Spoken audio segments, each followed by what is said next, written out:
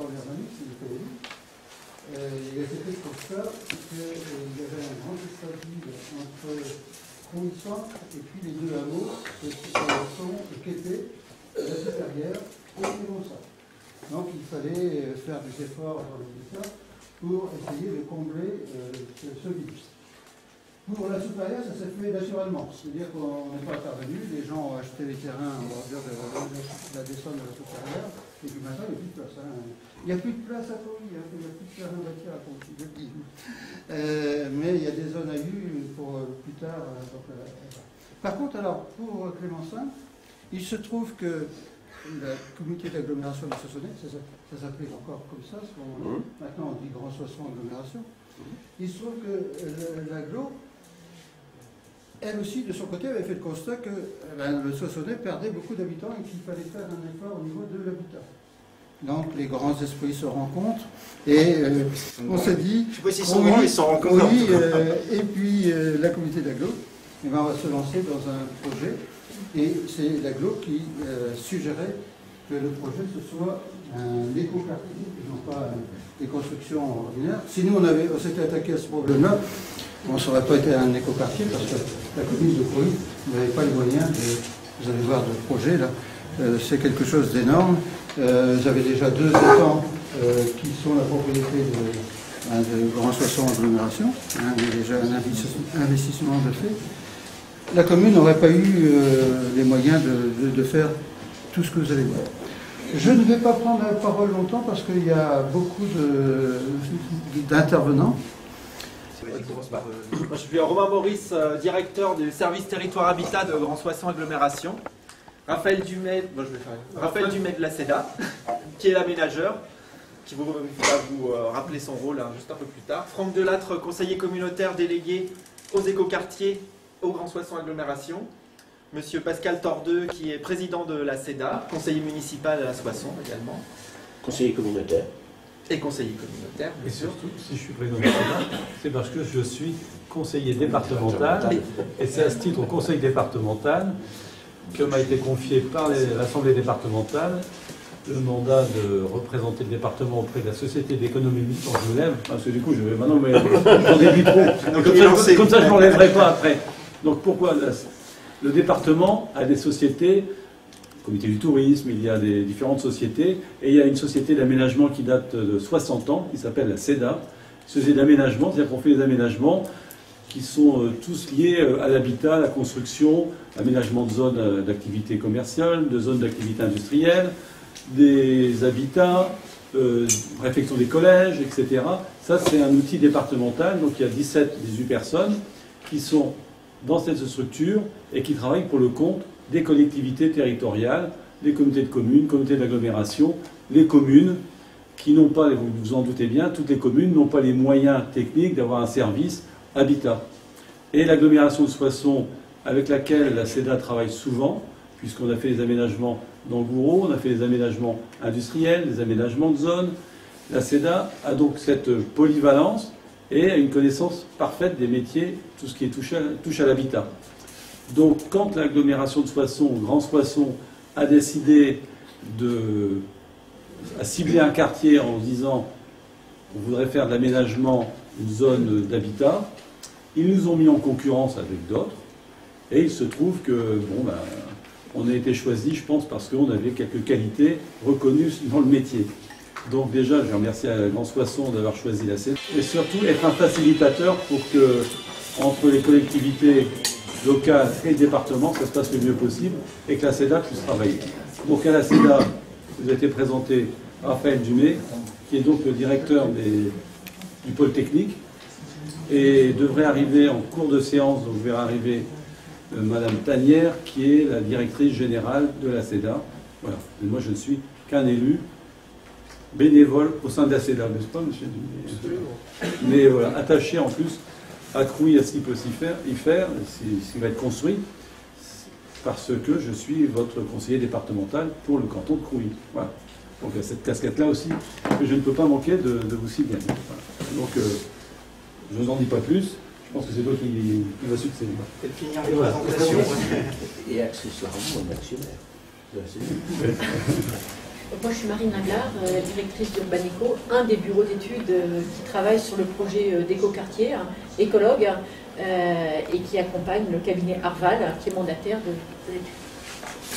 Casa Delour, mandataire de l'équipe donc Atelier Arval, atelier d'architecture, d'urbanisme et de paysage, avec une équipe constituée donc Arval, Urbaneco et les bureaux d'études aussi AREA et Urban Ecoscope.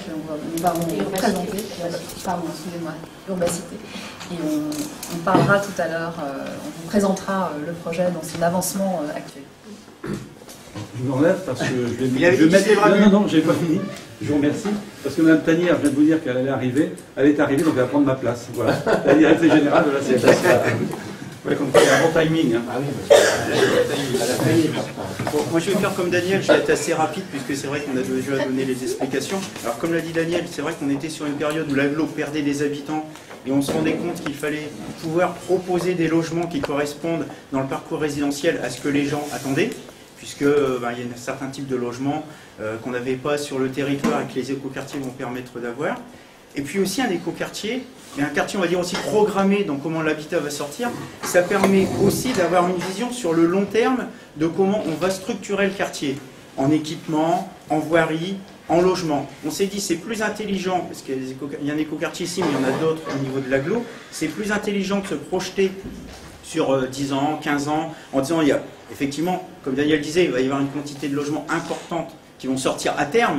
Mais est-ce que c'est pas mieux que de se dire on va tout planifier et on sait comment on va structurer l'ensemble de l'espace, plutôt que de se dire on va faire un confetti là, puis le confetti on le laisse faire comme les gens en ont envie, dans le cadre de l'urbanisme qui est contrôlé, mais bon voilà, sans cohérence obligatoirement avec l'autre confetti un peu plus loin, et ainsi de suite. Tandis que là, on a au moins comme ça, sur le développement du quartier, une vision globale des infrastructures, de la voirie. Et ça permet aussi, c'est de maintenir ou de développer des équipements.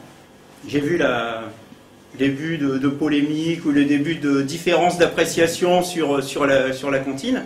C'est vrai que si on a plus d'habitants, si on a plus d'enfants, ça permet de pérenniser ou les écoles ou les établissements périphériques aux écoles comme les cantines, ou d'en développer de nouvelles, alors que si on a une commune qui ne construit pas, obligatoirement, si ça ne construit pas, vous perdez des habitants, parce qu'il y a de moins en moins d'habitants dans les logements. Il y a un desserrement des ménages qui fait qu'on a de moins en moins d'habitants si on est avec le même nombre de logements. Donc là, avoir comme ça un maire qui a le courage de mettre sur les rails un projet de cette envergure, mais de cette longueur dans le temps aussi, c'est une vision d'un développement qui sera effectivement contrôlé. En plus, écoquartier signifie qu'on aura des exigences environnementales, des exigences au niveau de l'aménagement du quartier, qui font que normalement, ça garantit qu'on n'a pas quelque chose qui va se faire n'importe comment, qui va se faire à la va comme je pousse, mais vraiment bien organisé. Et dernière chose, vous entendez tous parler qu'il faut limiter l'étalement urbain.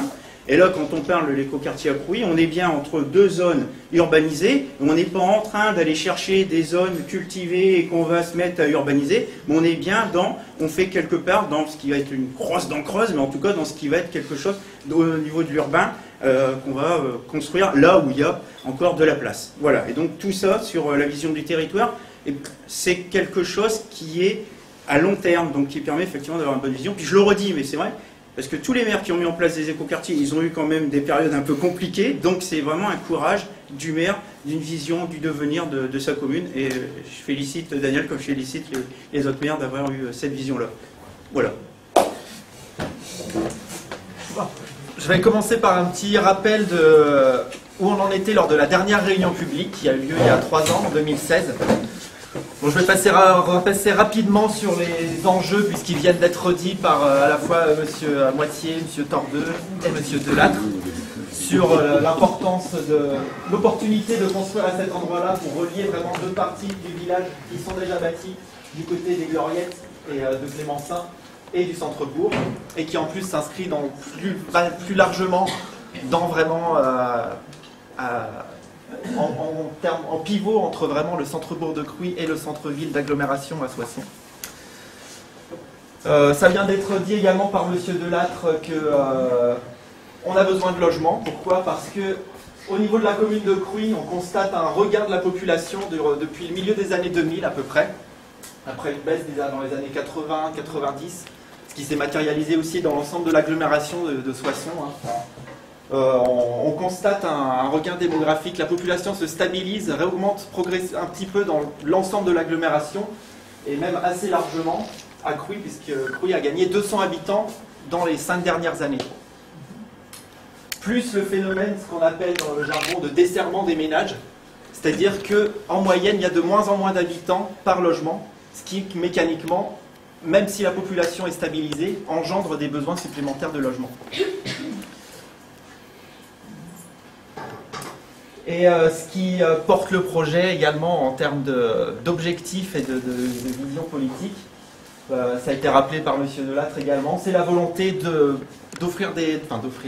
permettre l'accès à des logements pour l'ensemble des populations, que ce soit les populations les plus jeunes qui souhaitent décohabiter, donc partir de chez leurs parents, les populations, les personnes âgées qui auraient besoin de logements adaptés à leurs besoins, et éventuellement, malheureusement, la perte d'autonomie qui peut arriver, et les ménages, quels que soient leurs revenus, des ménages modestes aux ménages qui ont les moyens de se loger où ils le souhaitent.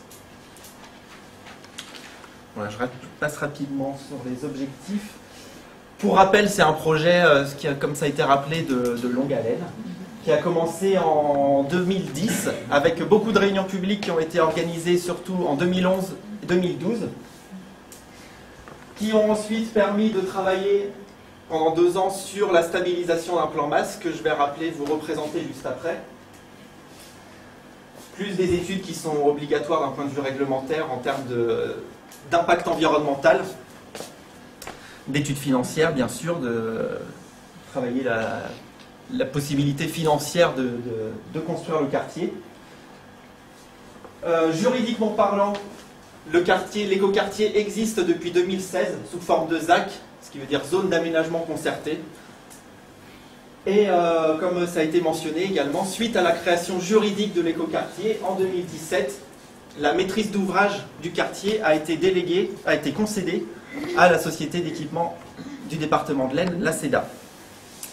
Et depuis 1 an et demi, on travaille avec la SEDA à la restabilisation du bilan financier au regard de ce qui se passe en termes d'évolution du plan masse, d'organisation des logements, de ce qui était décidé en termes d'aménagement du bois et de l'espace naturel autour des étangs, comme ça va vous être présenté juste après par toute l'équipe de maîtrise d'œuvre. Donc comme je vous ai dit, il y a peut-être certains d'entre vous qui y étaient à l'époque, il y avait beaucoup de réunions publiques, de démarches participatives qui avaient été organisées, de balades sur le terrain. Il y en avait eu 7 en tout, 7 ateliers thématiques organisés, plus 2 visites de terrain avec les habitants au cours de l'année 2011. Ce qui s'était clôturé cette grande phase de concertation par une réunion publique en 2012. Une seconde réunion publique dans le même organisation qu'aujourd'hui, début 2016. Et enfin une nouvelle réunion publique pour vous tenir informé de qu'est-ce qui s'est passé depuis 2016. Avec une moyenne d'une 15aine de participants aux ateliers thématiques. À l'époque, c'était vraiment une co-construction du projet, travailler collectivement sur l'élaboration de qu'est-ce qu'on souhaite dans le quartier. Donc voilà, avec plusieurs balades, réunions qui avaient été organisées. Et qu'est-ce qui avait été décidé à la fin de ces réunions publiques en 2013 ? Mais c'est déjà peut-être certains s'en rappellent et avaient en mémoire que pour eux, le projet d'écoquartier ZAC intégrait la pointe sud, donc vraiment en limite de Soissons. Donc ça a été évacué. Aujourd'hui, ça ne fait plus partie du projet d'écoquartier parce que c'est principalement parce que c'est du foncier qui appartient encore aujourd'hui à la SNCF, qui souhaite le garder en patrimoine pour, au cas où un jour il y a des entreprises, et en particulier Veralia qui est à Cuffy, souhaite réutiliser le train pour importer leurs matières premières ou exporter les produits finis qu'ils réalisent. Éventuellement d'autres entreprises qui se situent sur la zone d'activité des entrepôts. Donc la ZAC aujourd'hui concerne uniquement la partie à partir des étangs jusqu'à la rue Maurice Dupuis. Ce qui s'était décidé en réunion publique, les éléments majeurs, rapidement, donc d'assurer une mixité fonctionnelle dans le quartier, que ce ne soit pas uniquement des logements. Donc a été décidé que à l'extrême nord se situeraient quelques De la surface commerciale, on ne peut pas vous dire si ce sera une boulangerie, une épicerie ou quelque chose d'autre. En tout cas, il y a de la surface pour accueillir du commerce. Et également une surface qui sera destinée à accueillir un équipement, probablement un équipement communal, qui pourrait servir à, par exemple, l'école ou autre chose, à un équipement sportif, etc. Dans les éléments importants avait été décidé de l'importance de la sécurité en termes de déplacement, de relations entre les piétons, les vélos, les voitures. Donc ce sera montré tout à l'heure, mais une attention particulière sera portée au coin nord-est du quartier, à l'entrée nord-est du quartier, donc quand on vient du centre-bourg de Crouy. Et également au parc qui se situera dans vraiment le cœur de la ZAC. A été également décidé une forme variée de logement. Ce ne sera pas uniquement des maisons individuelles, ce ne sera pas non plus uniquement des bâtiments collectifs, ce sera et de la maison individuelle qui sera en milieu de parcelle et de la maison en bande. Non, est-ce qu'il y a de la maison aussi? En milieu de parcelle, il y en a quelques-unes. Et de la maison en bande, et également ce qu'on appelle du logement intermédiaire, c'est-à-dire des logements, on pourrait résumer ça en logement individuel superposé, c'est-à-dire que une maison est sur l'autre et chacun a son entrée individuelle. Il n'y a pas de partie commune dans l'immeuble. Et quelques petits immeubles collectifs dans deux endroits de la zone. Et ce qui avait été marqué comme important aussi, c'est au sens large le contexte environnemental, à la fois en termes de mobilité, de déplacement, donc de faire de la place, il y a toujours bien sûr de la place pour venir en voiture dans le quartier et s'y déplacer, mais aussi de s'inscrire dans le mouvement actuel qui pousse à avoir des mobilités alternatives, en particulier en vélo. Et également le choix vraiment de concentrer le développement sur le nord de la zone pour protéger au maximum l'espace naturel qui se situe autour des étangs. Ce qui avait débouché tout ça sur 26 hectares, dont 12 hectares pour l'espace naturel des étangs. Ça avait débouché sur ce plan masse qui vous avait été présenté à l'époque, qui avait été réalisé avec les architectes Edith et Edith Girard, mais je cherche le nom de son mari, Olivier. Voilà. Edith et Olivier Girard, oui. C'est ça, oui. Avec comme grand principe d'organisation, c'est une trame presque orthogonale, donc c'est-à-dire avec des rues principales qui se croisent à angle droit, qui permettent d'avoir une vision, des axes nord-sud qui ouvrent des perspectives vers l'espace naturel au sud, avec un plan qui est légèrement désaxé entre l'est et l'ouest pour s'adapter à la topographie, à l'organisation physique du lieu.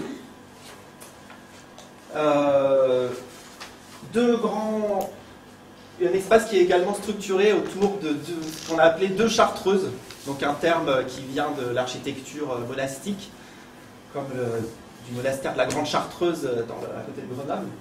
Donc avec une organisation qui crée un vaste espace central avec des immeubles qui se posent autour de cet espace central en forme de U et qui seront ouverts aux populations qui habiteront dans ces immeubles et permettront d'avoir des espaces de respiration, des espaces verts, de calme, tout en étant à l'abri des circulations extérieures, notamment automobiles.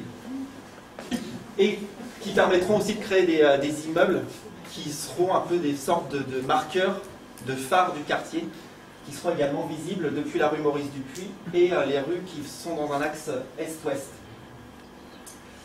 Le choix avait également été fait de se concentrer sur toute cette partie-là et de mettre, entre guillemets, de côté pour le moment, cette emprise qui est utilisée par l'entreprise Maillard de Ferrailleur.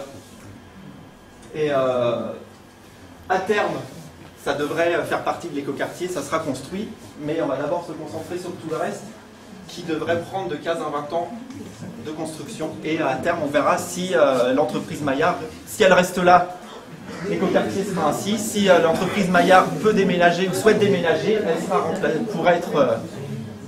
l'écoquartier pourrait être agrandi. À voir à l'époque, à voir à ce moment-là. Ils ne sont pas mis dehors. Non, ils ne sont pas mis dehors, non, pas du tout, c'est ce que je dis. Alors, dans 15 ans, dans 15-20 ans, si l'entreprise Maillard reste là, bah, elle reste là. Si elle souhaite déménager, bah, l'écoquartier pourra être agrandi.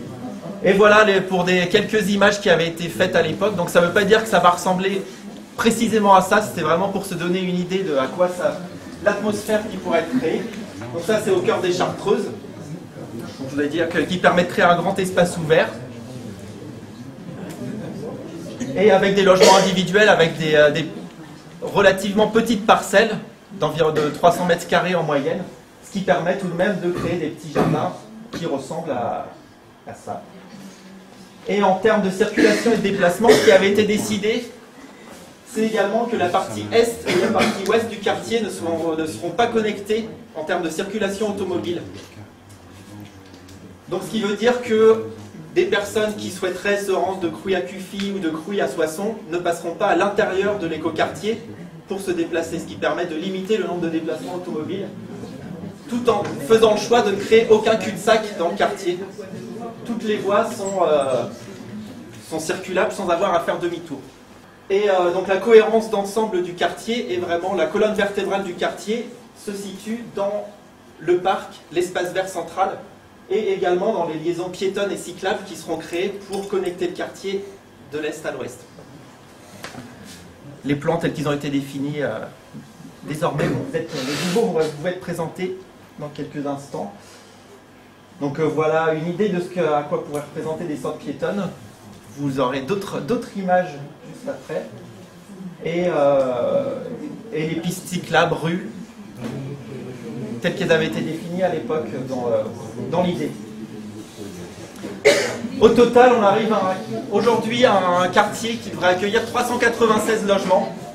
Donc comme je vous disais, avec une mixité de formes, presque 40% de maisons individuelles, environ 35% de logements intermédiaires, donc des maisons individuelles superposées, et un quart de logements locatifs, collectifs qui seront du logement locatif.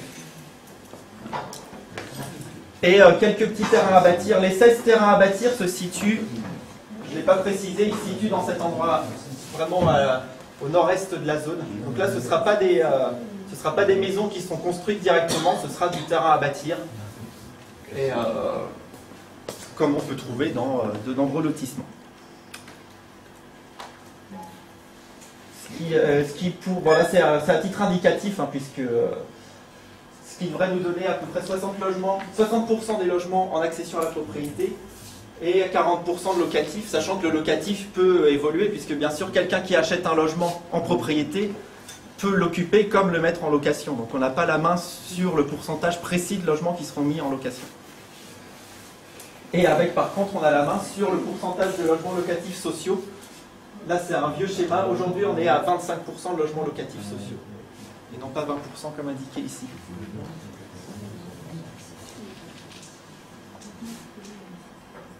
Ce qui nous donne une densité pour la zone bâtie de 30 logements à l'hectare, ce qui peut paraître important, mais il faut savoir que dans les centres-bourgs, y compris à Crouy comme ceux de Crouy, on est plutôt à du 60-70 logements à l'hectare, parce qu'on a des maisons mitoyennes. Et donc on est loin de la densité des centres. On est à mi-chemin entre les densités qu'on trouve dans les centres-bourgs historiques et les lotissements les moins denses, les développements en diffus, qui ont pu être construites dans différentes communes de l'agglo. Et enfin pour la partie sud, je ne vais pas m'attarder là-dessus puisque le plan a beaucoup évolué depuis. C'était ce qui avait été dessiné à l'époque, ça par le paysagiste qui s'appelait Michel Corajou.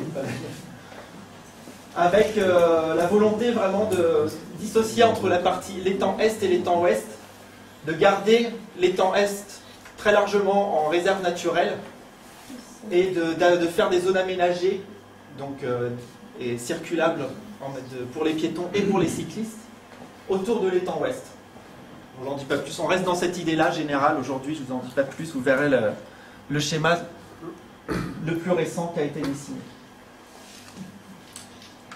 Et ça c'est une petite précision, c'est pour vous dire que aussi tous les espaces verts de de l'écoquartier, que ce soit le traitement de l'espace de nature autour des étangs, mais aussi les arbres qui sont nombreux arbres qui sont plantés dans l'écoquartier, c'est directement Grand Soissons Agglomération qui s'en occupe dans sa pépinière qui se situe dans la zone d'activité des entrepôts, juste à côté de l'écoquartier, mais côté Soissons. Donc ça, c'est quelque chose qui se fait en interne, par les services de l'agglomération.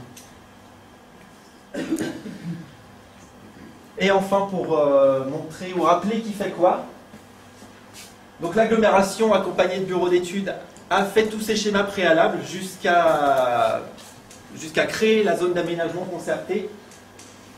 En termes de foncier, c'est la communauté d'agglomération, la commune de Cruy à l'époque, qui ont acheté le foncier. Aujourd'hui, c'est un établissement qui s'appelle l'établissement public foncier des territoires Oise et Aisne, qui est cofinancé par de multiples collectivités locales, qui a acheté et porte le foncier et le revendra progressivement à l'aménageur, qui lui-même le revendra à des promoteurs ou construira directement dessus. Donc cet aménageur a été désigné, c'est la CEDA, par une concession d'aménagement, et lui-même travaille, donc est accompagné de toute une équipe de maîtrise d'ouvrage, d'architectes, de paysagistes, d'écologues. Et lui-même, désormais, son travail, c'est de s'occuper de l'aménagement, c'est-à-dire la viabilisation des terrains, et ensuite la mise en vente des terrains, et également d'une partie directement des logements dans ce programme-là. Puis les opérateurs, que ce soit des opérateurs privés, des promoteurs immobiliers ou des opérateurs publics, des bailleurs sociaux, s'occuperont de construire les logements et de les vendre ou de les mettre en location. Voilà, et donc je laisse la parole à Raphaël Dumay de la CEDA.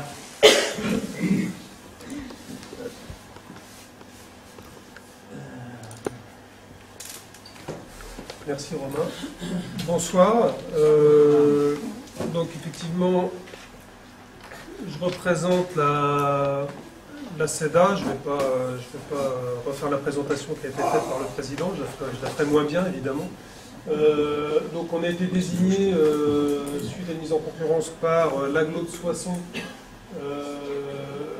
il y a 2 ans, en septembre 2017. Ce qui est important, c'est que dans notre contrat n'apparaît pas l'emprise du ferrailleur, dont on a parlé tout à l'heure. Par contre, évidemment, comme ce qui a été dit, on se doit de raisonner à une échelle globale pour dimensionner le projet. On intervient, ça c'est très important, sous le contrôle de notre client qui est l'agglo de Soissons. Notre travail consiste à réaliser les études, acquérir le foncier et faire les aménagements et construction d'une partie des programmes de logement. Justement, c'est un petit peu particulier dans notre métier d'aménageur, où là on va nous demander de construire 59 logements individuels et 67 logements intermédiaires. En fait, on va les vendre, on va les concevoir et les vendre sur plan. Et une fois qu'on a un taux de vente qui aura été fait, on engagera la construction. Le programme, je ne vais pas le rappeler parce qu'il a déjà été rappelé par Romain, donc c'est 396 logements en 5 phases. On est sur un budget global de coûts de travaux de 7 millions d'euros hors taxes, en travaux d'aménagement, ça ne comprend pas la construction des maisons, des logements. Et la première phase pèse 1,3 million. Donc le planning sur 2019-2020, on achève les études et les procédures. 2020, on engage, si tout va bien, nos travaux d'aménagement d'une première phase. Donc ça, le phasage vous sera présenté tout à l'heure. On détermine également les produits de logements que l'on va construire et vendre sur plan sur l'année 2020. Et si tout va bien, deuxième semestre 2020, on sera en mesure de commercialiser les premiers logements. Ce sera de la maison individuelle. On va partir sur une opération de 30 maisons individuelles en une fois. Donc en fait, on va tester le marché de la maison en bande dans le cadre d'un quartier un petit peu particulier comme il va vous être présenté. Si le marché répond, on accélérera et on s'adaptera à la réalité économique du marché. Donc on pré-commercialise, ensuite on construit et l'objectif est de livrer les premiers logements en 2022. Alors, pour travailler à la définition du projet, enfin la mise à jour du projet, parce que le projet, comme il a été dit, date de 2010, donc il fallait évidemment réadapter les choses, en gardant évidemment, vous verrez, les grands principes qui ont été arrêtés lors des concertations ont été conservés. J'espère qu'on n'a pas trahi tout ça, comme vous me direz, c'est le cas échéant. Et on s'est associé les services d'une équipe de maîtrise d'œuvre, donc le cabinet Arval qui est architecte, paysagiste, urbaniste, les cabinets Area et Urbacité qui sont les bureaux d'études techniques, les ingénieurs, et le cabinet Urbaneco qui nous accompagne sur la labellisation écoquartier. Voilà, donc je leur passe la parole et vous présenter le projet. Bonsoir.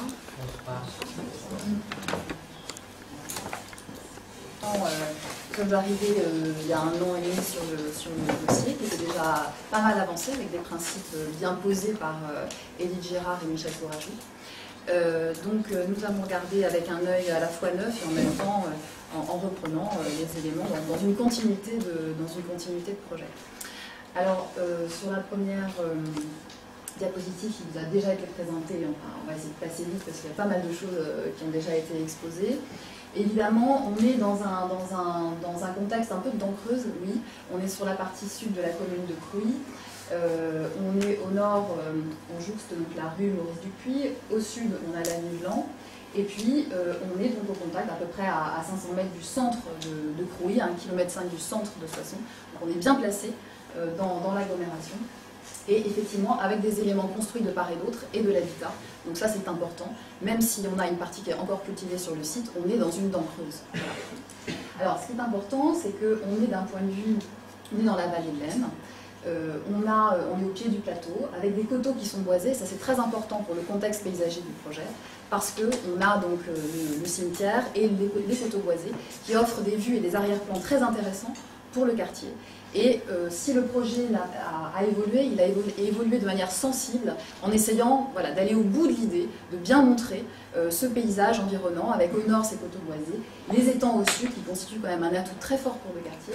Et l'organisation du quartier, comme l'a dit Romain, effectivement, est conçue donc nord-sud, avec des vues, des perspectives sur le grand paysage, et aussi est-ouest, pour relier les quartiers existants et pour retrouver un lien urbain naturel entre les quartiers. Notre mission, juste un point là-dessus, notre mission, elle concerne juste sur la diapo d'avant, s'il te plaît, merci. La mission sur la partie nord du quartier, qui est vraiment la partie construite, on a une mission double, c'est-à-dire qu'on a une mission de maîtrise d'œuvre, on va jusqu'au chantier, on va donc jusqu'au chantier qui concerne les espaces publics, et on a aussi une mission d'architecte conseil, d'architecte en chef de la ZAC, donc sur le suivi des parcelles qui sont cessibles. Ça veut dire qu'à chaque fois qu'il y a un permis de construire qui est déposé, eh bien nous on le regarde et on regarde la cohérence globale de la ZAC à partir des éléments de ZAC qui sont en train d'être élaborés, qui définissent un certain nombre de règles pour la cohérence architecturale de la ZAC. Voilà. Donc ça c'est une mission c'est notre mission sur la partie construite, et on a aussi une mission de conseil sur la partie qui se trouve au sud, qui est la partie naturelle, qu'on appelle parc et bois des étangs. Je vous expliquerai pourquoi. Alors juste une chose, c'est important de voir que le quartier, on l'a dit, il y a la rue Maurice Dupuis au nord, on a l'avenue Blanc au sud, on a la voie ferrée aussi, Paris-Lan, qui donc marque le quartier sur la partie est, et on a aussi les voies ferrées qui ne sont plus utilisées, qui viennent marquer la fin de notre secteur d'études, mais qui constituent quand même dans l'identité du quartier, et là on peut peut-être passer sur la diapo d'après, quelque chose d'intéressant, parce que l'idée c'est évidemment de mettre en valeur le paysage avec ce nouveau quartier qui va naître. Ce paysage, il est constitué, comme on l'a dit, des éléments boisés, des éléments que vous voyez dans la photo du haut avec les éléments boisés au niveau des étangs, les étangs qui sont ici. Alors on a la présence de lignes haute tension encore sur le site. Il y a un parti pris fort du projet qui est d'enterrer cette ligne haute tension qui traverse le quartier. Ça c'est quand même quelque chose de très important, et c'est une direction qui est prise aujourd'hui pour ce quartier. Et un petit mot sur ces lignes qui ne font pas partie aujourd'hui du projet, mais qui sont intéressantes dans l'identité du site. Et effectivement, on est dans un secteur qui était aussi industriel, avec le le passage de ces voies ferrées. Et c'est quelque chose qui nous inspire, puisque là on travaille dans des éléments fin de projet, dans le choix des matériaux, etc., pour aménager les espaces publics. Et donc ça, on en reparlera tout à l'heure, mais c'est aussi quelque chose qui nous intéresse. Il y a de très jolis exemples de réhabilitation qui ont été réalisés avec le passage d'anciennes voies ferrées, etc., et on en parlera. Parmi les éléments, bonsoir, hein, parmi les éléments qui portent le projet et qui pourraient être une contrainte, mais qui finalement sont posés comme un atout hein, sur ce territoire, c'est son positionnement dans les continuités écologiques à large échelle, où les espèces aujourd'hui traversent le site de part en part, de nord au sud, rejoignant les coteaux boisés, hein, les zones des étangs et les secteurs plus importants, des étangs qui sont au sud-est, et conserver une diagonale végétale et une capacité pour les espèces animales et végétales de circuler hein, dans ce quartier. C'est une obligation réglementaire liée à l'étude d'impact, mais c'est aussi un choix de projet hein, et un des éléments qu'on va voir plus tard qui porte la logique de l'écoquartier. On vous représentera un peu comme une synthèse en fait de l'ensemble du projet. Donc le plan masse du projet, vous le voyez, il est quand même très proche de ce qu'on vous a présenté déjà, ce que Romain vous a présenté. Il y a eu des petites évolutions sensibles, notamment aussi dans le quartier Est.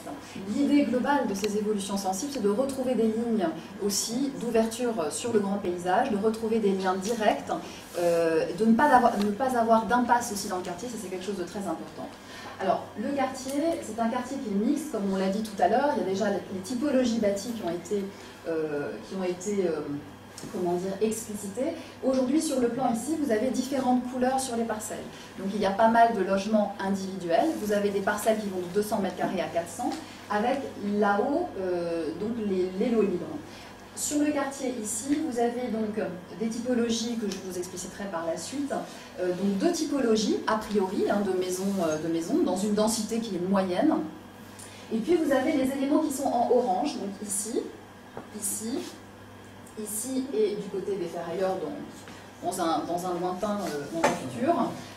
Les éléments qui sont orange sont des logements intermédiaires. Donc on vous l'a expliqué tout à l'heure, c'est-à-dire que ce sont des maisons superposées. Voilà. Et puis vous avez un tout petit peu de collectif ici, au niveau de la rue Maurice Dupuis, avec la particularité d'avoir en rez-de-chaussée du commerce. Ça c'est important, parce qu'on est sur une voie de passage, la rue Maurice Dupuis, et on peut avoir un peu de commerce en rez-de-chaussée, avec une accessibilité aisée depuis la rue Maurice Dupuis aussi pour ces commerces. Voilà.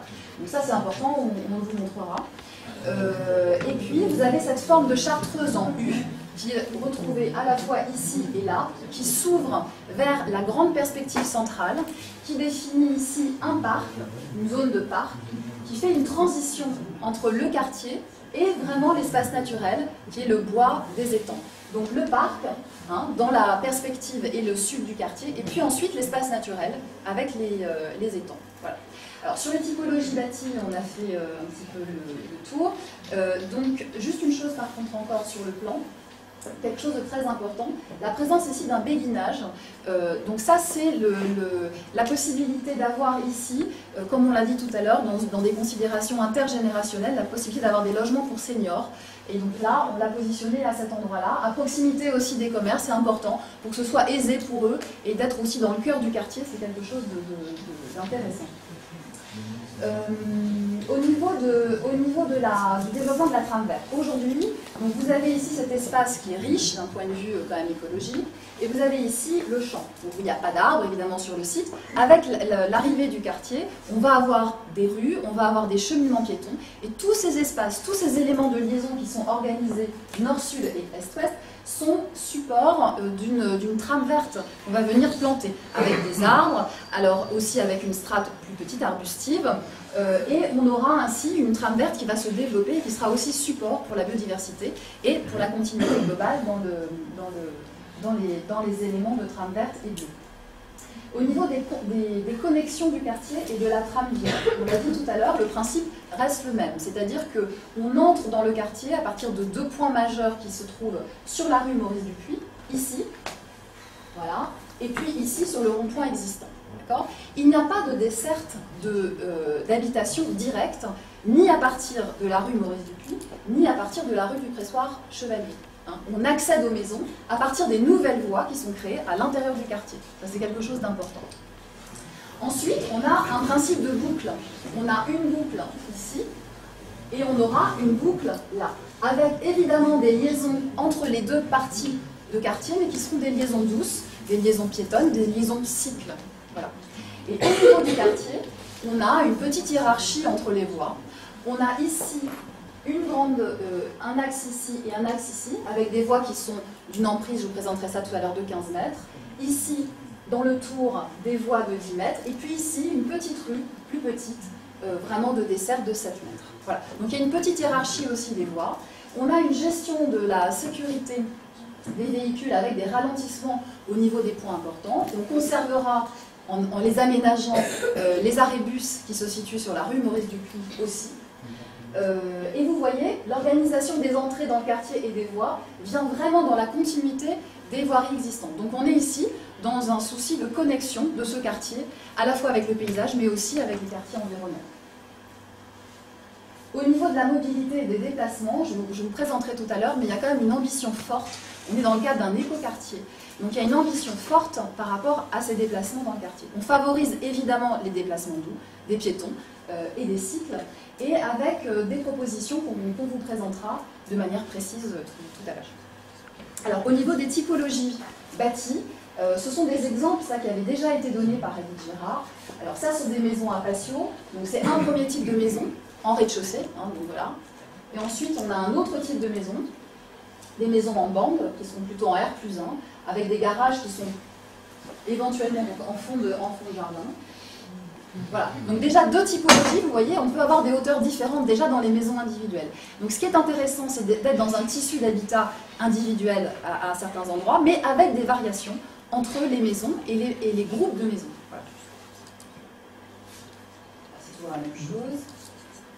Ça, c'est la fameuse chartreuse, avec donc les collectifs qui se situent au nord, qui seront donc du côté de la rue Maurice Dupuy, avec en rez-de-chaussée les commerces, et puis les logements intermédiaires, un peu plus bas, en long, avec un espace intéressant au centre qui s'ouvre sur la grande perspective et qui fait un espace de transition entre l'espace intime du logement et puis l'espace public. Voilà, donc ça c'est une proposition avec des extérieurs qui pourront aussi évidemment être utilisés par les habitants, et ça c'est des choses qui seront définies plus précisément encore dans le travail. Alors évidemment, l'ensemble du quartier ne pourra pas se faire en une seule fois, donc un phasage pour l'instant a été élaboré, avec une première phase qui se trouve en vert. Alors la première phase, elle est comme ceci, et elle intègre une partie du parc. Pourquoi? Vous savez, dans les premières phases de quartier, il faut toujours intégrer les phases techniques de gestion des eaux de pluie, ça c'est important. Et donc on aura évidemment dans cette première phase la question de la gestion des eaux de pluie, on y viendra. Et puis ensuite, une phase numéro 2, on commence ici parce que évidemment on a déjà le quartier d'habitation, donc c'est logique de commencer doucement à remplir, je dirais, cette dentreuse. Alors, la numéro 1, 2 en bleu, 3 en jaune, 4, 5 en violet. Et puis la dernière, 6, là-haut, avec les volets. Voilà. Alors ensuite, sur le fonctionnement. On a déjà un petit peu parlé du fonctionnement et de la mixité, donc on a dit qu'on aurait des commerces à cet endroit-là. Les éléments noirs sont des éléments de ralentissement de circulation, les bus sur la rue Maurice Dupuy. Ensuite, tout ce qui est violet, c'est les grandes vues, enfin les perspectives sur le paysage, donc ça c'est important. La question de la collecte des ordures ménagères, ça c'est important, elle se fera sous forme de conteneurs enterrés. Donc chacun ira déposer son sac. Alors ça a été imaginé, vous savez, il y a un rayon par rapport aux habitations qui est calculé pour pas que les gens aient trop de distance à faire. Et donc voilà, on n'a pas de conteneurs à sortir sur l'espace public et on vient mettre son sac et sont des conteneurs enterrés. Ça se fait déjà à plusieurs endroits chez vous. Et donc c'est une gestion intéressante des ordures ménagères. Ensuite, sur les espaces verts, on aura l'occasion de détailler, mais on va trouver dans le parc, qui fait vraiment la jonction entre le quartier et les étangs, plein d'espaces différents, des espaces de promenade, des espaces de liberté, tout simplement, presque nus, vraiment pour avoir un grand espace libre, des espaces d'agriculture urbaine, on pourra avoir des petits jardins familiaux et aussi des bergers, donc ça peut être très intéressant, et puis des espaces de jeux, parce qu'on aura évidemment des enfants, et qu'il faudra aussi prévoir des petits jeux pour les jeunes. Et puis j'ai pas dit, mais évidemment, l'équipement, on pense à une crèche, mais à voir, en tout cas, possible dans le rez-de-chaussée d'un des collectifs. Alors la question de la gestion des eaux de pluie. L'idée, c'est effectivement de gérer les eaux de pluie de manière aérienne, de favoriser l'infiltration et de ne pas mettre de tuyaux, voilà, d'être dans une gestion écologique de l'eau au maximum. Alors on est sur un site qui est relativement plat, donc c'est un peu un casse-tête en réalité pour récupérer les eaux de pluie. Donc voilà, il y a un nivellement qui est, même si c'est plat, justement parce que c'est plat, il y a un nivellement qui n'est pas forcément simple. Donc on récupère les eaux dans des mous et on aura un traitement ici de 2 fossés, mais qui ne sera pas traité de la même manière d'un point de vue paysager, et on aura la possibilité de rejoindre les étangs pour l'eau. Voilà. Donc c'est un principe simple de gestion. Alors, je vous montrerai après d'autres photos qui illustreront les grands fossés. Ça, c'est le grand espace en creux qui gérera les eaux dans la grande perspective. Et puis, on aura aussi des petites fenêtres qui sont entre les logements, où on aura des petites noues qui pourront récupérer aussi l'eau. Mais on va vous montrer d'autres photographies. Alors, on a fait un petit croquis. Là, on est sur la rue Maurice Dupuis. Et on a les étangs qui sont donc à l'arrière de la photographie et le cimetière qui serait sur la droite. Alors voilà le quartier avec une zone de promenade paysager, des logements en rez-de-chaussée ici, et ce que vous voyez là, c'est le petit commerce en rez-de-chaussée et le collectif. Avec un accès, on aura possibilité ici en voiture de rentrer, avoir un petit parking pour avoir accès au commerce. Ici, donc les bus, et puis un espace paysager devant qui se prolongera le long de la rue Maurice Dupuis. Voilà, et les coteaux boisés de l'autre côté. Ça, c'est une petite coupe technique. Dans le cadre de nos études, on fait toutes ces coupes techniques avec la rue Maurice Dupuis, l'arrêt bus, le jardin, l'accès au commerce, et puis de l'autre côté, entre donc, les commerces, le collectif et l'intermédiaire, la Chartreuse, des espaces de traversée piétonne, parce que ça c'est important dans le quartier. C'est justement à cet endroit-là, on aura un point de communication important entre le quartier Est et Ouest. Alors voilà, ça ce sont les différentes coupes qui se situent donc à l'intérieur du quartier. On a, je vous ai dit tout à l'heure, une hiérarchie dans les voies. Ça c'est la voie la plus large. Et on a un principe qui s'appelle le chaussidou. Alors je vais vous expliquer ce que c'est. L'idée, c'est de... Alors l'ensemble des voies du quartier sont, utilisables en double sens. On peut les pratiquer en double sens. Néanmoins, on n'a pas toujours 2 voitures qui se croisent dans les quartiers résidentiels. Et ce qui est intéressant, c'est lorsqu'on n'a pas un croisement de 2 voitures, ça peut être bien d'avoir un revêtement, ou en tout cas une organisation des revêtements au sol qui induisent un ralentissement des véhicules, d'abord, et puis ensuite, le fait de privilégier les piétons et les cycles. Voilà. Donc en réalité, ici, vous avez une largeur, vous voyez, qui est suffisante pour le croisement de 2 voitures.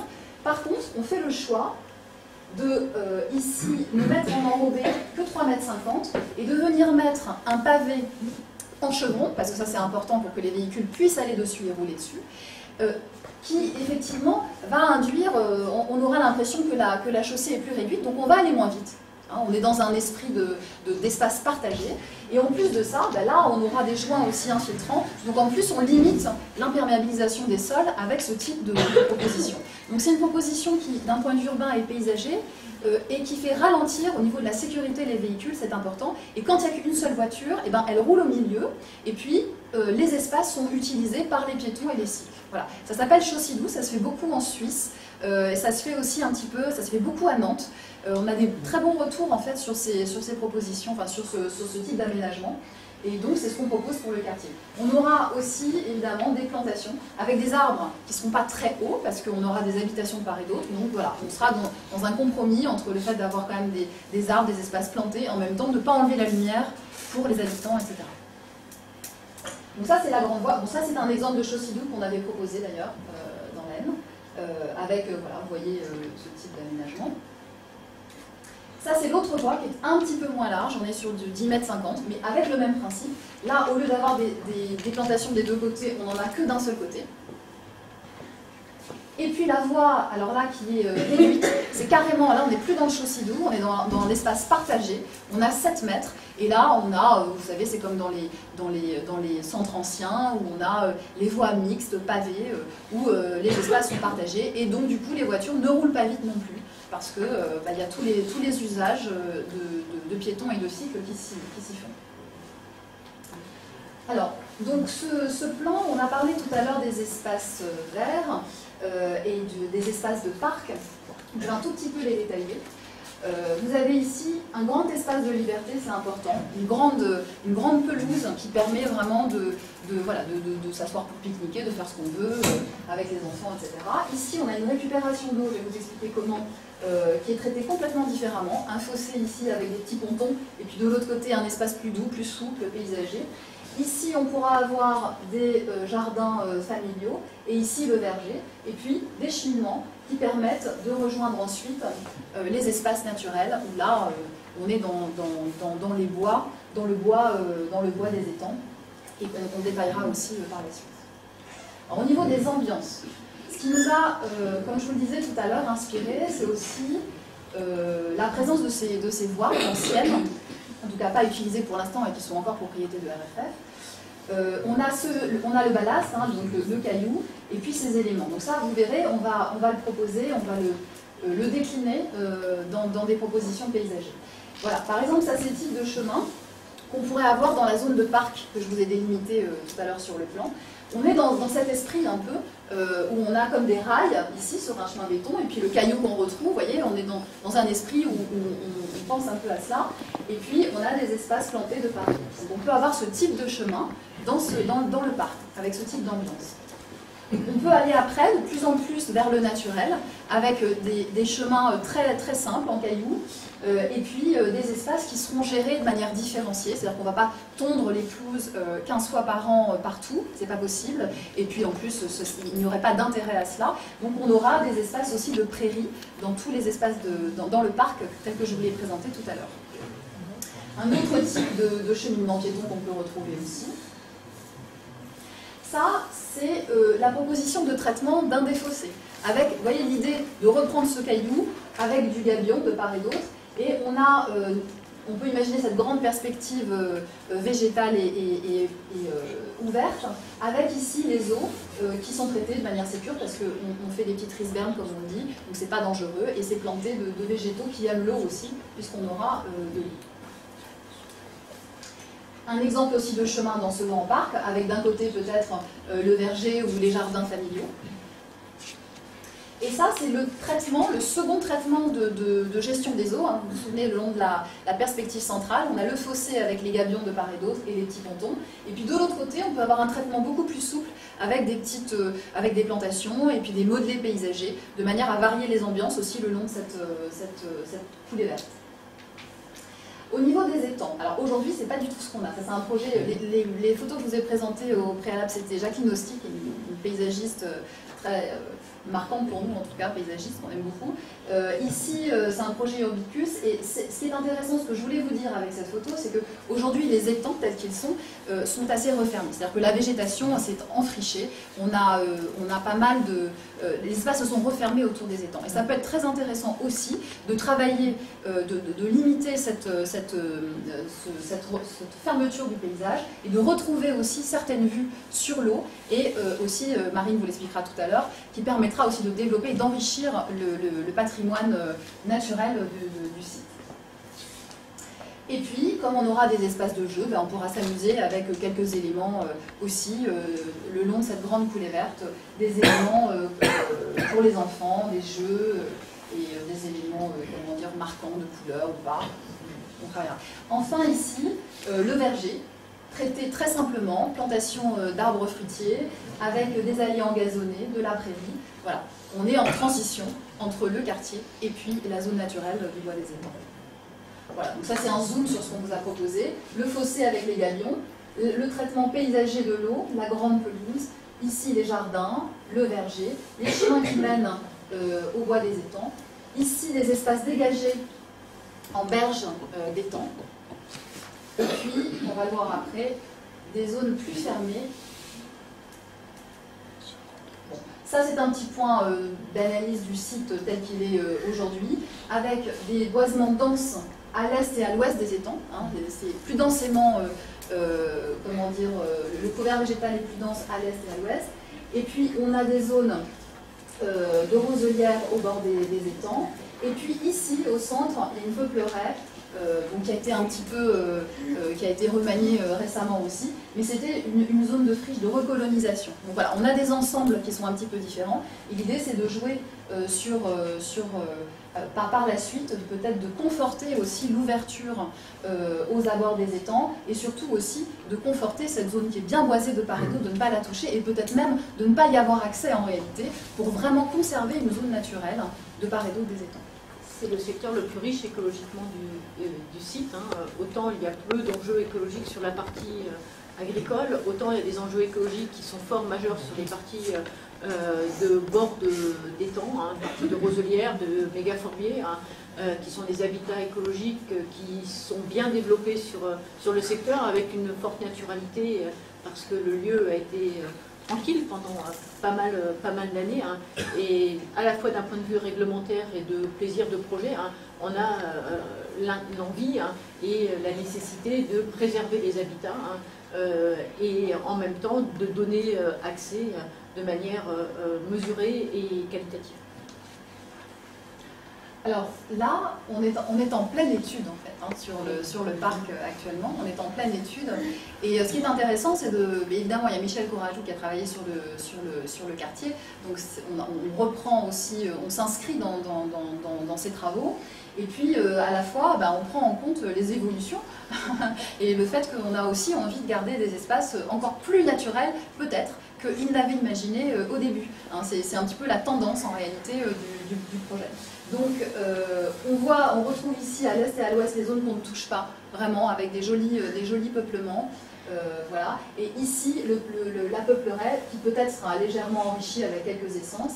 Et ici, ça ne se voit pas bien peut-être à l'écran, mais là, voilà, ici, comme ça, et là, l'idée de ne pas refermer le paysage, surtout, et de laisser ouvert pour avoir toute la végétation, la faune et la flore des bords d'étangs qui puissent proliférer à ces endroits-là. Voilà. Donc, ensuite, évidemment, on sera dans le cadre d'une gestion différenciée, avec des espaces en rose qui sont dans l'urbain, mais avec pas mal de continuité verte, parce qu'on a tous nos petits chemins qui sont bordés d'arbres, etc. La zone de parc en vert clair et en jaune, et puis la zone naturelle, donc avec des entretiens différents sur ces espaces. Évidemment, il y a une palette végétale qui est en cours d'étude. On va la passer, je ne vais pas vous la décrire, mais voilà, il y a plein de végétaux qui seront donc amenés à être plantés sur le quartier, à l'endroit actuel où il n'y a pas beaucoup d'arbres. Voilà, une strate arbustive, des végétaux qui aiment l'eau. Voilà, je laisse faire la main. Et enfin, on a inscrit le quartier dans la démarche écoquartier portée par le ministère. Cette démarche écoquartier impose un certain nombre d'étapes importantes avec des engagements forts qui sont pris à la fois par les collectivités et à la fois par l'aménageur dans sa réalisation. On passe régulièrement devant une commission qui vérifie que les engagements sont bien transcrits. Un écoquartier, c'est à la fois des enjeux environnementaux et des enjeux sociaux et de qualité de projet dans le temps. Il faut que ce soit un projet qui soit durable. Aujourd'hui, il y a 4 grands engagements qui se traduisent dans le plan de manière efficiente, qui sont un travail à cette échelle de paysage, intégrant à la fois les enjeux écologiques, bien connus aujourd'hui puisque les inventaires écologiques ont été réalisés et sont pris en compte dans le projet, à la fois une mixité fonctionnelle et sociale. Une mixité donc fonctionnelle, c'est différents types de bâtis, un peu de commerce, de l'équipement, pour avoir une vie à l'échelle du quartier et connectée avec le reste des territoires, que ce soit Crouy ou Soissons. Le troisième engagement, ce sont les déplacements, doux majoritairement, puisque l'idée c'est de venir, quand on est dans le quotidien du quartier, d'utiliser ses pieds, un vélo ou d'autres moyens non émissifs, limitant les nuisances, et de prendre sa voiture pour aller vers les extérieurs s'il y en a besoin, ou même le vélo jusqu'à la gare si on le souhaite, ou jusqu'au cœur de ville de Soissons ou de Crouy. Et enfin, le quatrième engagement, hein, c'est que ce soit un projet partagé. Hein. Donc on a vu toutes les étapes précédentes qui ont permis d'arriver jusqu'à ce projet.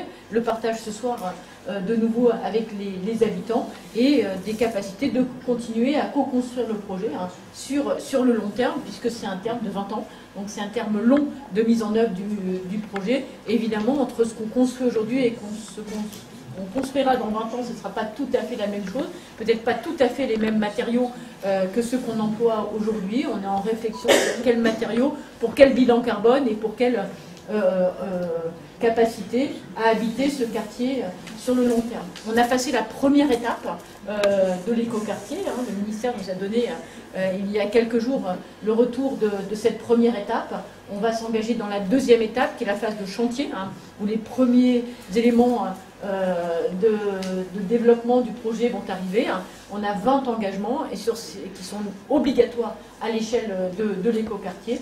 Et donc, on souhaitera, avec vous, être bon élève jusqu'au bout hein, pour tenir l'engagement de l'écoquartier et qu'il soit labellisé à chacune des étapes jusqu'à l'étape 4 de confirmation. Hein. Confirmation pour une partie du projet de construction dans un premier temps et confirmé chaque année jusqu'à dans 20 ans. Peut-être 25, je ne sais pas, mais en tout cas, l'objectif, c'est vraiment d'aller jusqu'au bout de la création d'un écoquartier collectif. On vous remercie pour votre attention et les questions sont ouvertes.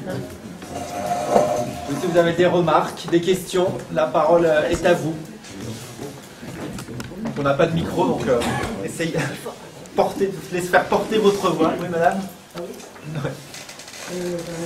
D'abord, un projet très intéressant qui respecte quand même une partie des choses que l'on avait dites pendant les réunions de concertation. Citer, garder tout l'aspect des étangs, etc. Donc jusque-là, tout va bien. L'idée du chaussidou, là, que je vous ai expliqué, on avait vu aussi pour les trajets, les déplacements. Par contre, j'ai, désolé, 5 questions, 5 points qui m'interpellent. Alors la première, c'est par rapport au commerce. Quand on a fait le quartier en face, avec la maison de retraite et ce prochain quartier, on nous avait parlé de commerce en rez-de-chaussée et l'habitation au-dessus. Le quartier est construit et il y a 0 commerce. On nous l'avait vendu avec des commerces et on avait accepté le projet avec l'idée des commerces. Et donc le résultat, c'est 0. Donc là, j'aimerais bien qu'on ait une garantie quelque part qu'il n'y aura pas à l'arrivée 0 commerce pour X raisons. Là, c'était parce que ça changeait d'entrepreneur en cours de route, etc. Enfin, je ne sais pas quoi. Quelqu'un qui n'avait pas l'argent pour faire le projet et qui a relancé. Donc ça, c'est la première des choses. Parce que sur Prépa Chevalier, on a strictement rien. La deuxième chose, c'est que dans les évocations qu'on avait eues, nous, il y avait une voie verte qui longeait la propriété de M. Maillard, isolant ainsi les logements un petit peu de peut-être la vue sur les tas de ferraille de M. Maillard, par exemple. Servant également d'isolation de bruit. Là, j'ai pas eu l'impression que ça refigurait sur le projet. Donc, je ne sais pas si c'est une idée qui a été complètement abandonnée ou si, voilà, elle est oubliée. Ensuite, j'ai une petite préoccupation sur tout ce que vous avez dit par rapport au fossé, le capteur d'eau, etc. Par rapport à aux moustiques tigres et autres, voilà. Donc, je sais qu'on nous demande de ne pas laisser les bacs de jardinière de fleurs avec de l'eau dedans, etc. Et là, alors le projet, il est très bien au niveau du recyclage de l'eau, etc. Mais est-ce qu'on n'a pas, à côté de ça, l'inconvénient moustiques et autres individus du même genre? Et puis, alors, le long de la rue Maurice Dupuis, là, vous nous dites aménagement paysager, des arbres, etc. Alors, je reviens sur le projet côté maison de retraite. On nous avait vendu les commerces au rez-de-chaussée et on nous avait vendu aussi des arbres le long de la rue. Alors ils ont bien été plantés, mais malheureusement pour eux, ils sont décédés. Et ils n'ont pas été remplacés. Et donc, qu'est-ce qu'il adviendra sur la partie non résidue par rapport à ça? Peut-être avoir quelques garanties de remplacement si ça disparaît.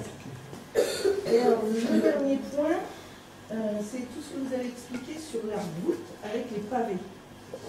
Or, je trouve que ça entre un peu en contradiction éventuellement avec les circulations douces pour les personnes âgées, pour les personnes de mobilité réduite et aussi pour le bruit.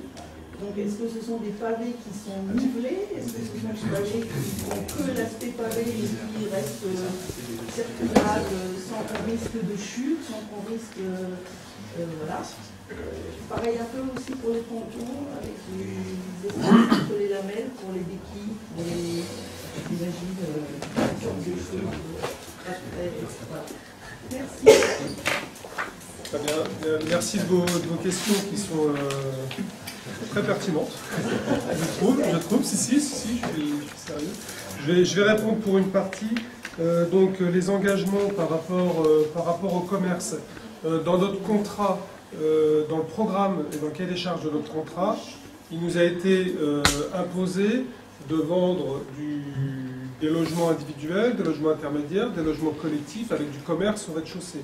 Donc nous, on se doit contractuellement, et l'AGLO le vérifiera, ce que j'ai expliqué tout à l'heure, c'est qu'on travaille sous contrôle de l'AGLO, à vendre de la charge foncière, enfin un terrain à un opérateur pour qu'il construise du commerce et des logements dans les étages. Voilà. Ça c'est pour répondre à votre première question.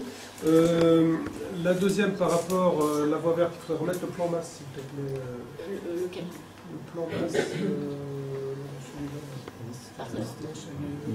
Initial là. Ah, initial, mais il n'est pas de...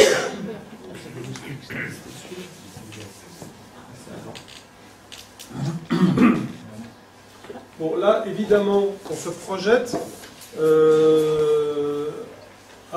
Notre contrat, c'est 20 ans. Et je vous ai précisé que dans notre contrat, l'emprise Maillard n'en faisait pas partie. Donc là, on se projette au-delà de 20 ans, c'est-à-dire que le développement du quartier, à terme, se ferait sans l'entreprise Maillard, mais au-delà de 20 ans. C'est pour ça qu'on n'a pas prévu d'espace de transition entre l'entreprise Maillard et le quartier. Par contre, il est évident que lorsque les premières phases, ces dernières phases-là se font, il faudra prévoir un corridor ici en attendant, le déménagement de l'entreprise si ça se fait. Alors, en tout cas, aujourd'hui... J'avais compris que la voie verte servait également au transit des animaux. Parce qu'on a des cerfs, on a des biches, on a des renards, etc. Et donc, des loups,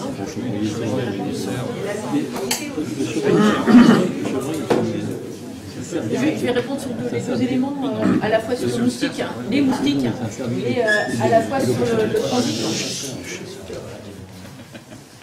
Aujourd'hui, il y a une recherche de laisser la capacité aux animaux de circuler à travers les différents espaces végétalisés. Alors, on est sur 20 ans de fabrication du projet, donc évidemment, ce secteur-là, il est en toute libre circulation des espèces, tout le temps, que le projet n'est pas mis en œuvre, avec éventuellement des pré-végétalisations qui peuvent être organisées en amont, hein.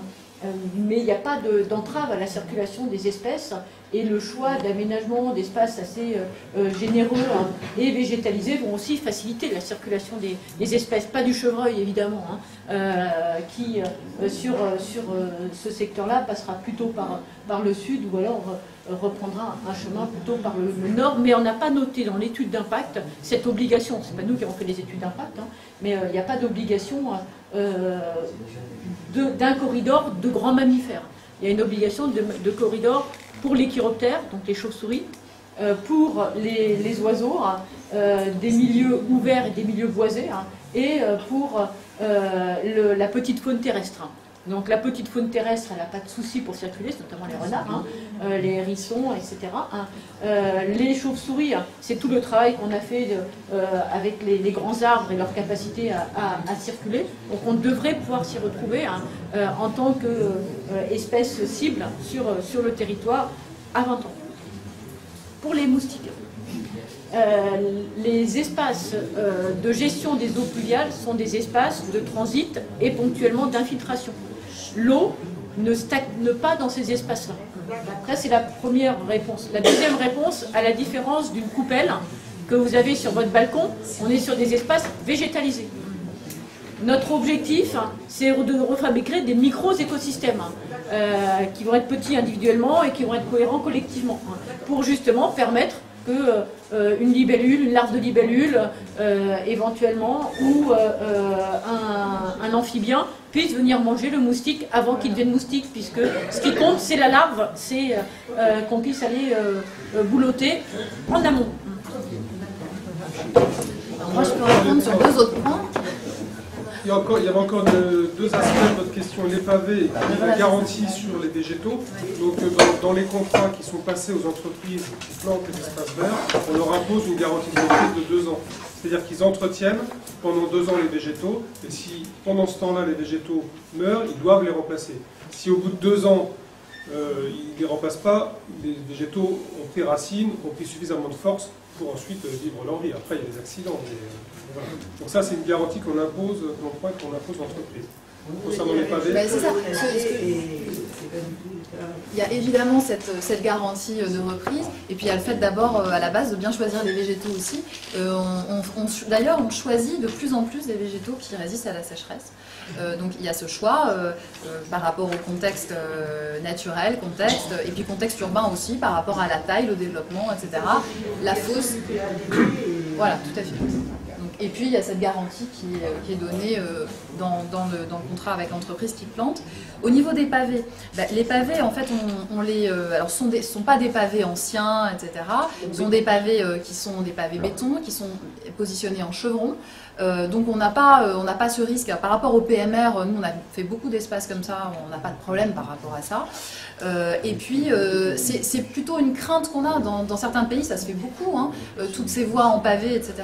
Donc nous, à partir du moment où on choisit bien le calpinage, c'est-à-dire la manière avec laquelle on vient positionner les pavés au sol, donc en chevron si par exemple c'est circulé, etc., on n'a pas de risque de déchaussement. Si on les positionne mal, évidemment, parce que quand ils sont en chevron ça veut dire, comme vous vous souvenez ce que j'ai présenté, voilà, ils ne bougent pas. Si vous les mettez autrement, c'est là où vous avez des risques. Donc il faut bien choisir les pavés, il faut bien choisir le calpinage, et puis il faut que ce soit bien mis en œuvre aussi. Voilà. Mais nous on l'a fait, il n'y a pas de... et ça se fait beaucoup. Ce qui est important, c'est que la vitesse sera extrêmement limitée dans le quartier. Je suis OK pour le principe. Mais l'idée, c'est que ça reste viable, pas seulement pour les voitures qui vont pour les piétons, mais aussi pour les piétons, pour les vélos, pour les personnes âgées, pour les poussettes d'enfants, pour si vous faites marcher avec des béquilles, parce qu'il y a beaucoup de gens. C'est lisse, hein. Ouais, c'est lisse. Le principe, l'aspect, il est lisse. On n'a pas de bombement. On n'a pas c'est pas les pavés anciens.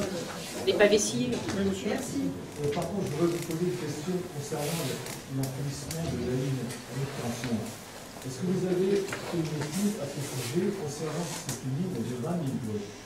Est-ce que vous avez fait une étude parce que ça n'est pas sans conséquence au niveau du sol et vous êtes dans une zone inondable? Alors moi, j'aimerais bien qu'on m'explique comment vous allez procéder, sous quelle forme, parce que franchement, au niveau de réalisation, je pense que ça va vous poser quelques problèmes. Bon. Si c'est 20 000, 15 000, il n'y aura aucun problème.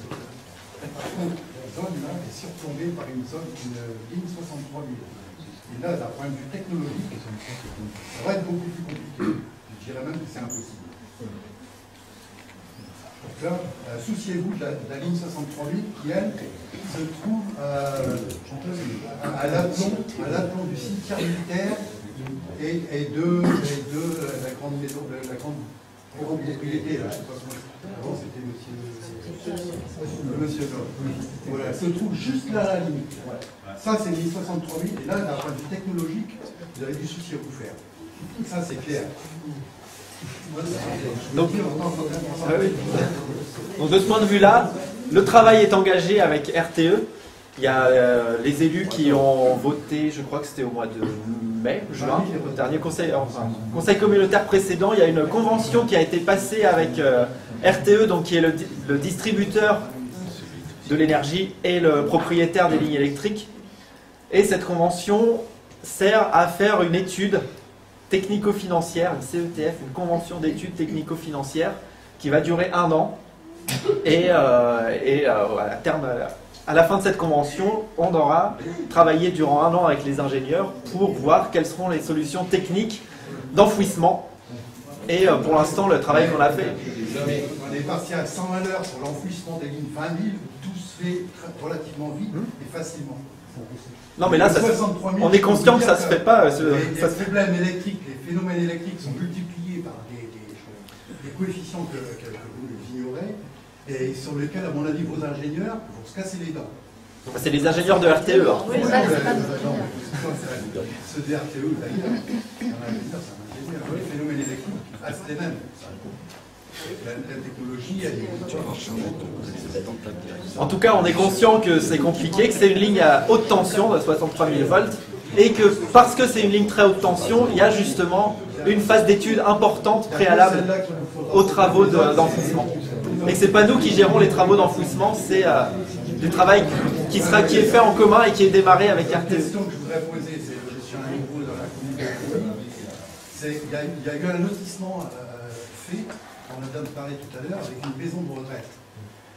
Or, depuis que ce lotissement a été fait, cette maison de retraite a été fait, rien n'a été prévu au niveau des infrastructures. J'entends en parler. La circulation se fait uniquement par la rue Léonatier, qui est rendue, je peux vous dire, d'une dangerosité inouïe, aussi bien pour les scolaires que pour les habitants. Et là, je crois que même la commune ferme les yeux. Parce que la commune ferme les yeux parce que l'état de dégradation de cette voie est lamentable. Et inadapté. Alors moi, la question que je pose, là, votre projet, j'y adhère, mais à 100%, même à 200%. Quelles sont les voies que vous allez prévoir, les moyens que vous allez prévoir au niveau des infrastructures quand les travaux vont se réaliser, parce que vos travaux et les véhicules qui vont générer les travaux vont encore multiplier la fréquence des véhicules sur cette voie. Alors, vous comptez faire quoi? Et la commune compte faire quoi? Parce que la commune, elle se dévie par rapport à l'agglo. Vous êtes client de l'agglo, vous comptez faire quoi? Et il n'y a aucun dégagement vers ce qu'on appelle la vue de l'an. C'est facile à faire. Donc vous allez avoir une concentration d'habitation qui va se faire anarchique uniquement sur la rue Léonatier. Et la rue Léonatier n'est pas adaptée pour concevoir une concentration aussi importante. Les travaux, c'est pas maintenant. Ça, c'est les travaux. 400 logements.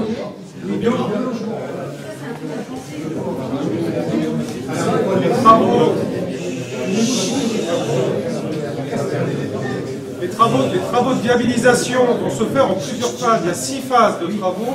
Donc les choses vont se faire lentement, doucement, progressivement, en suivant le rythme de commercialisation. Ça, c'est très important.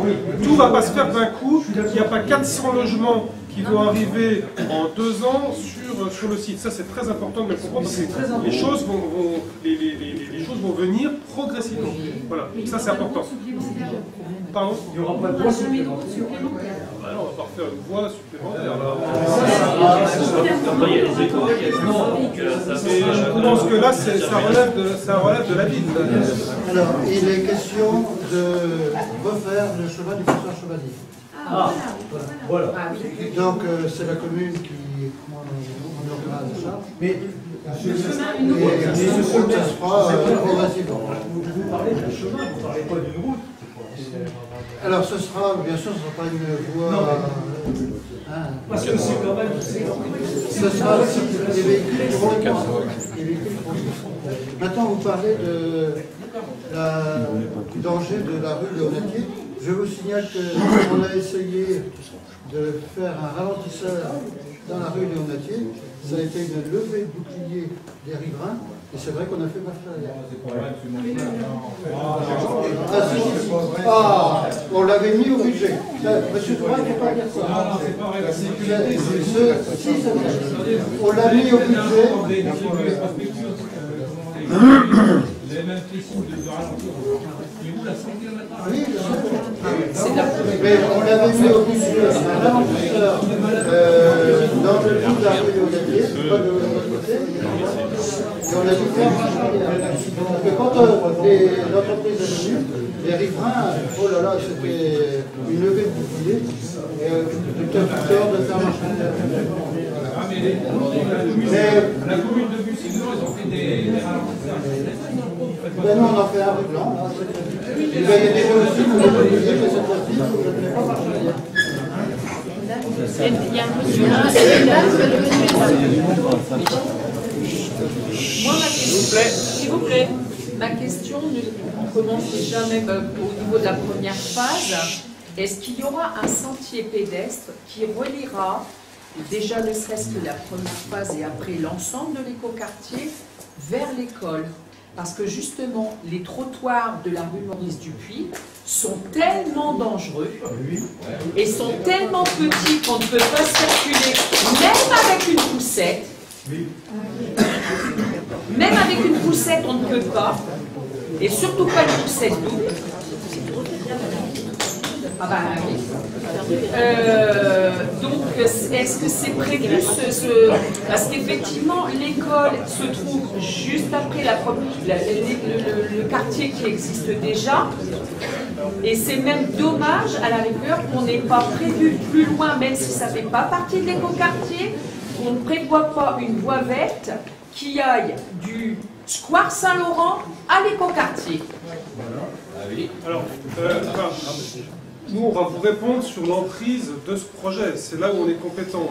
En dehors de ce projet, malheureusement, c'est pas. Heureusement, je sais pas. Mais il faut quand même les voir. L'école est juste à côté, ça serait important qu'il y ait un passage.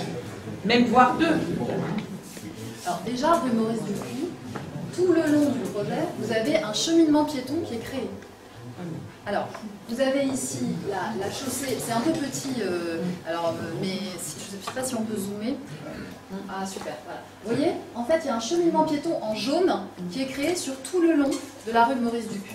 Et comme l'a dit Raphaël, évidemment, dans l'enceinte, enfin dans l'enceinte du quartier, vous avez à chaque fois un traitement. Alors vous avez aussi toutes ces petites venelles traversantes, donc il y a énormément de traversées douces et uniquement douces, ou en tout cas quand on est sur une chaussée, je vous l'ai dit, il y a un traitement particulier, soit mixte, soit chaussillou, qui incite vraiment à une circulation. Et vous avez des circulations exclusivement piétonnes aussi. D'accord, mais arrivé au niveau du rond-point, on n'aura plus rien.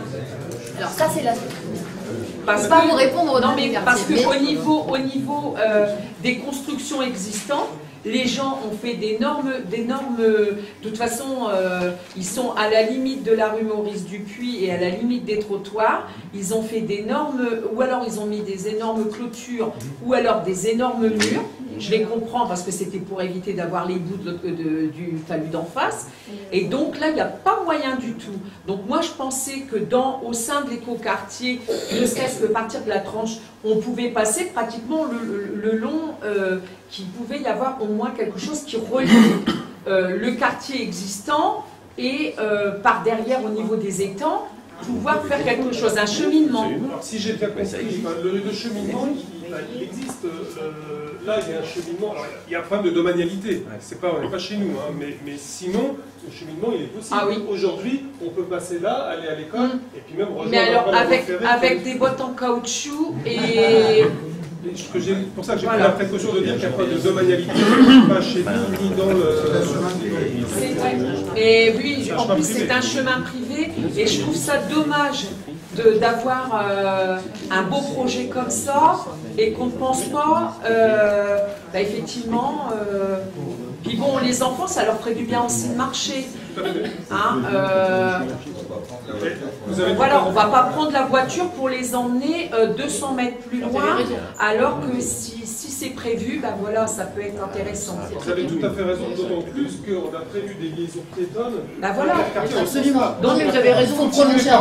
Voilà, il faut prolonger, il faut y penser, parce que je trouve ça quand même dommage de ne pas prévoir. Oui, tout à fait.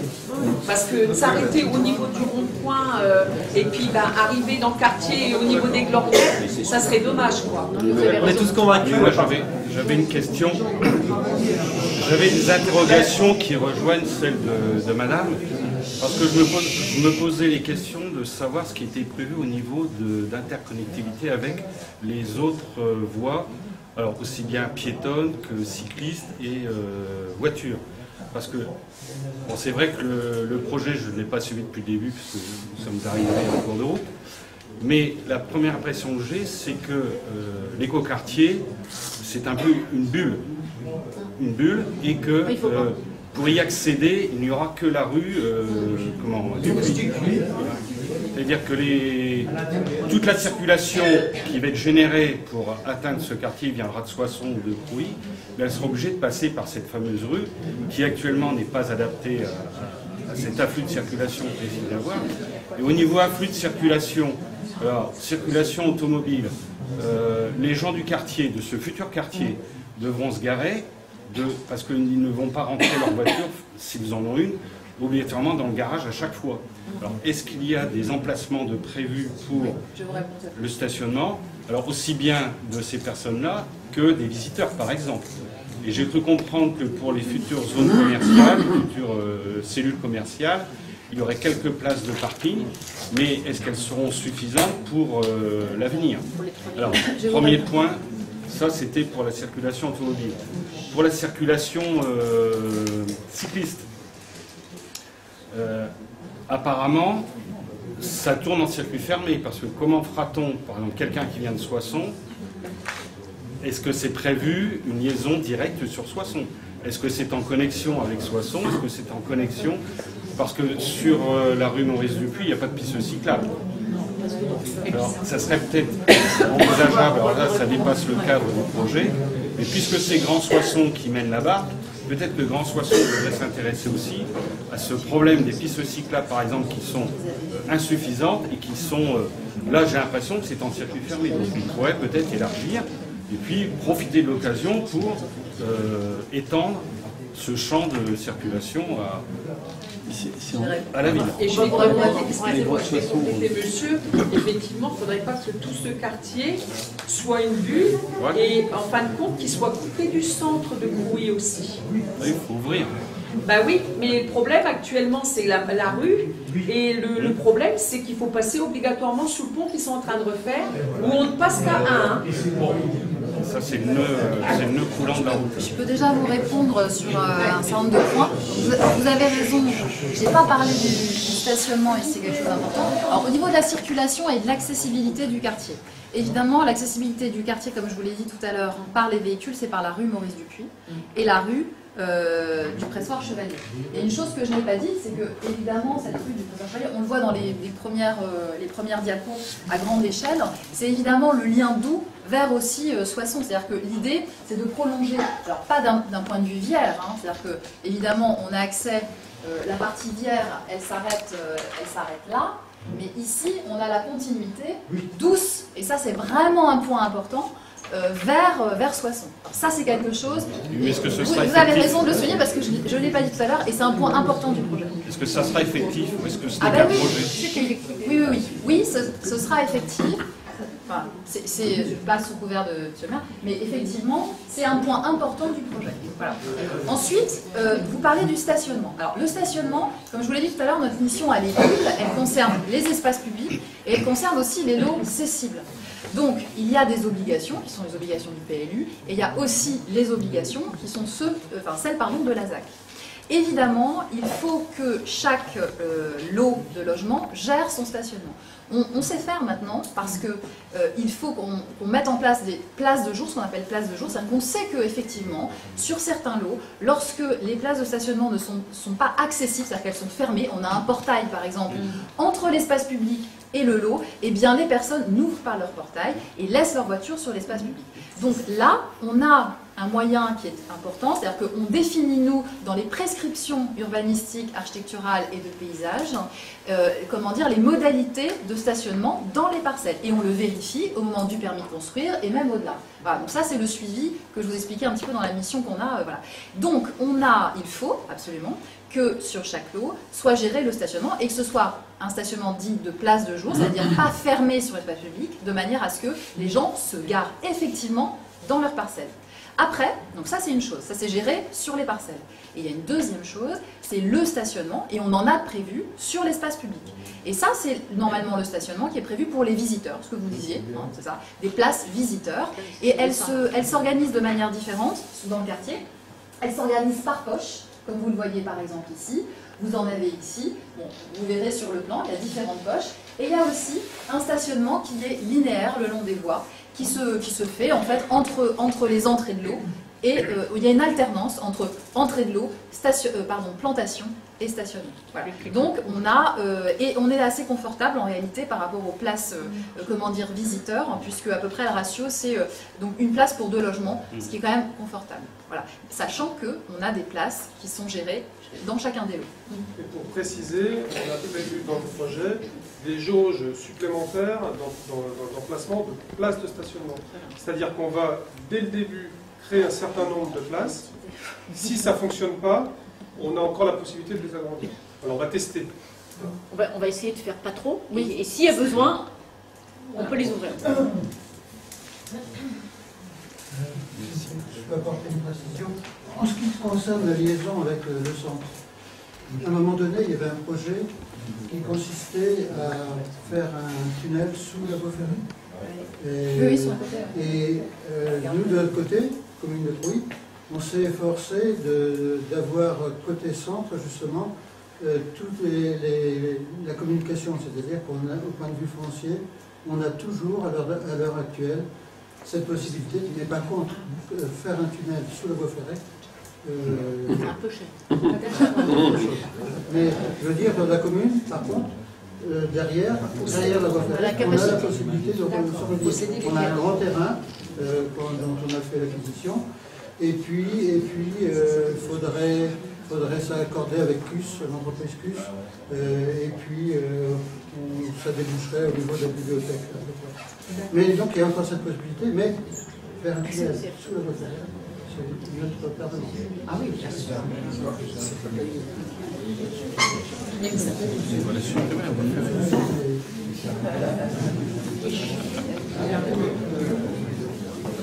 Oui, sur la première livraison, si j'ai bien vu le document, là, 2021-2022, c'est 30 je crois, logements. Est-ce qu'il y a déjà un commerce, la possibilité de faire un commerce ou pas? Pas sur la première phase. D'accord. Le problème du commerce, c'est la capacité de chalandise, en fait. Hein. Donc, il faut attendre un petit peu. Ben oui, mais nous, c'est pas suffisant. Ça marche difficilement. Ça marche difficilement. Il faut vraiment que ce soit placé sur un axe passant, etc. Il faut qu'il y ait des continuités. Il y a certains principes à respecter parce que sinon, vous avez des espaces qui restent vides. Ouais, ils ne sont pas occupés par les commerces. On pourrait très bien avoir un local, mais s'il est vide, c'est pire. Et au niveau des équipements, au départ, au niveau de la phase 1, il n'y a absolument rien qui est prévu. D'accord. Équipement extérieur. Ouais, au niveau du parc. Oui. Mais pas. Et après, au niveau des équipements, au niveau, je ne sais pas moi, salle multifonction ou quoi que ce soit, il n'y a absolument rien, même petite échelle, hein, il n'y a absolument rien de prévu.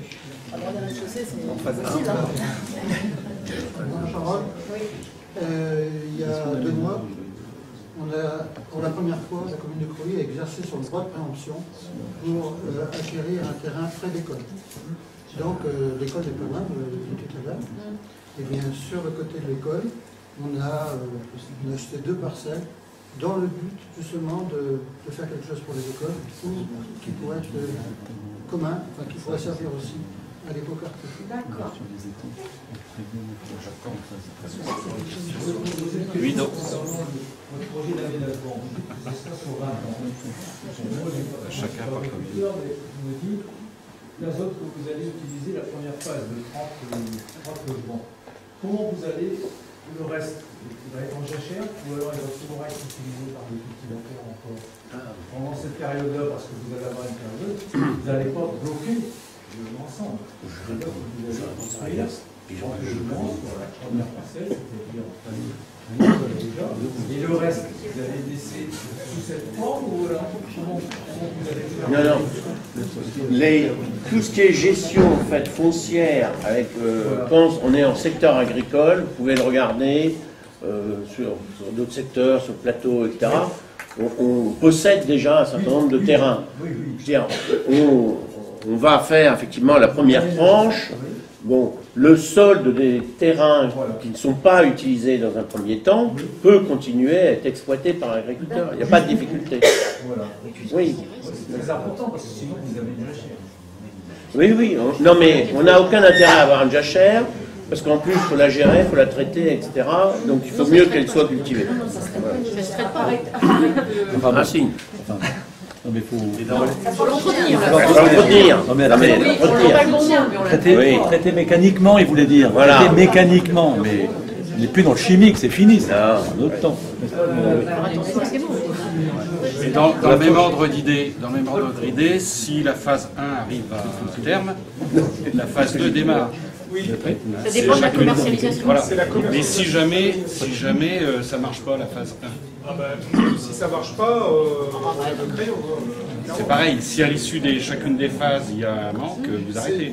Tout à fait, c'est la commercialisation qui va donner le rythme des aménagements.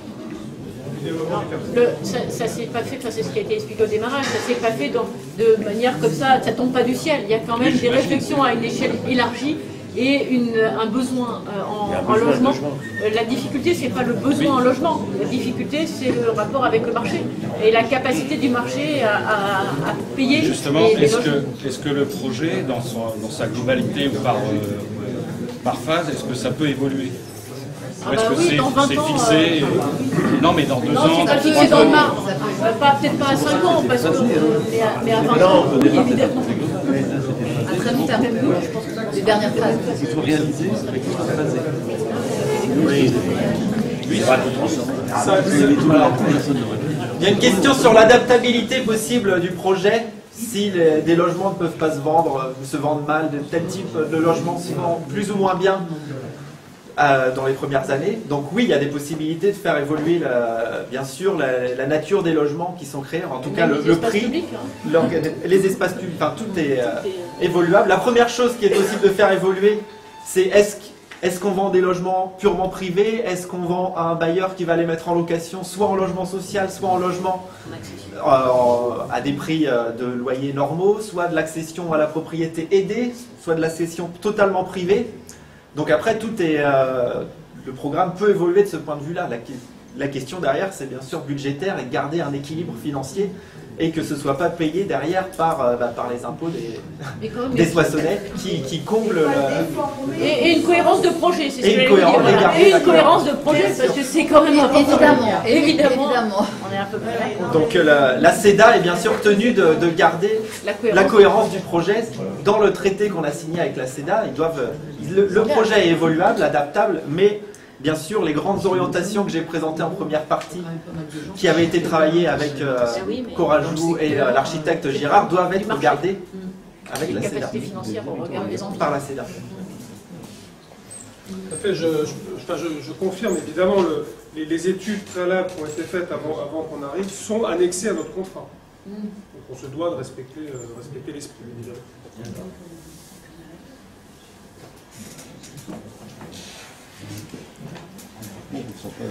Mais, enfin, pour donner un peu l'importance du projet, je vais le comparer au parc Gouraud, parce que vous devez connaître tous, effectivement, ce parc-là. Et aujourd'hui, il est à peu près urbanisé, aménagé. Il est totalement aménagé, mais il est totalement construit à peu près à 65-70%. On a déjà fait 400 logements au parc Gouraud. Personne ne le sait, mais il y a déjà 400 logements qui sont réalisés ou en cours de finition. Le parc Gouraud, c'est 85 000 m². C'est 2,5 fois plus grand que ce projet-ci. Hein. Donc, je veux dire, le travail qui a été fait en amont pour déterminer en fait, les typologies de logements que l'on voulait. Je veux dire, c'était surtout, en fait, de démontrer que depuis les années 75, en fait, vous avez une quantité de personnes et de ménages qui quittent d'abord, qui ont quitté successivement Soissons, la première couronne, plus les communes périurbaines rurales, pour aller de plus en plus loin dans la campagne. Et où ils se retrouvent effectivement de plus en plus éloignés, avec des coûts, je veux dire, de déplacement de plus en plus élevés, et je veux dire, avec moins de marché d'emploi sur le Soissonnais par rapport à ce qui existait dans les années 75. Donc, je veux dire, les conditions de vie se sont beaucoup transformées, et les conditions d'emploi ont énormément évolué depuis ces années-là. Et nous, le constat que l'on fait, mais c'est pas que nous, je veux dire, toutes les communes le font. Bon, il y a des problèmes effectivement de péréquation, je veux dire, d'impôts qu'il faudrait régler. Mais il y a surtout en fait un défaut en fait de logement qu'attendent finalement, je veux dire, les citoyens. Voilà. 75% des Français veulent avoir une maison individuelle. Donc ils n'arrivent pas tous à l'avoir.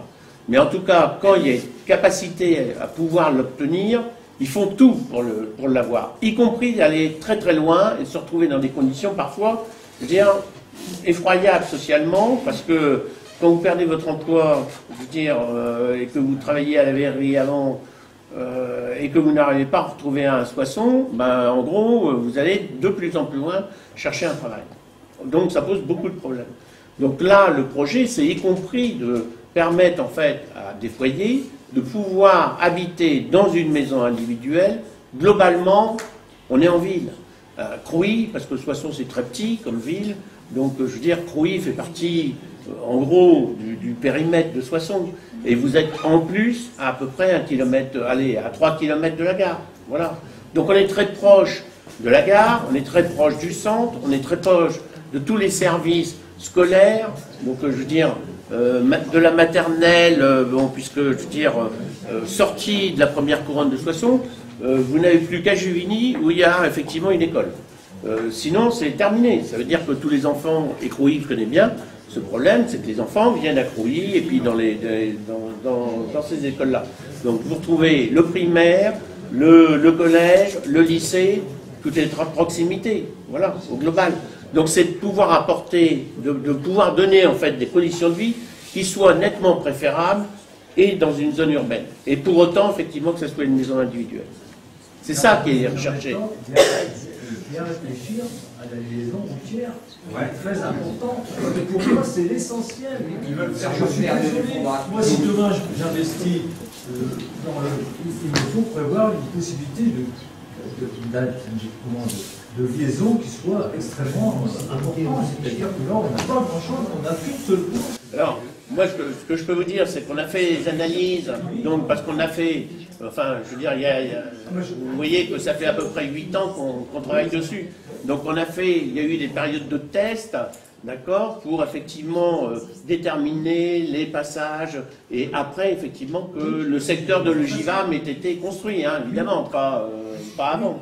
Bon. Et on a fait des évolutions avec un bureau d'études pour regarder, je veux dire, les conditions de faisabilité en passant effectivement par la voie principale. Ouais. Aujourd'hui, les résultats sont positifs. Bon, voilà.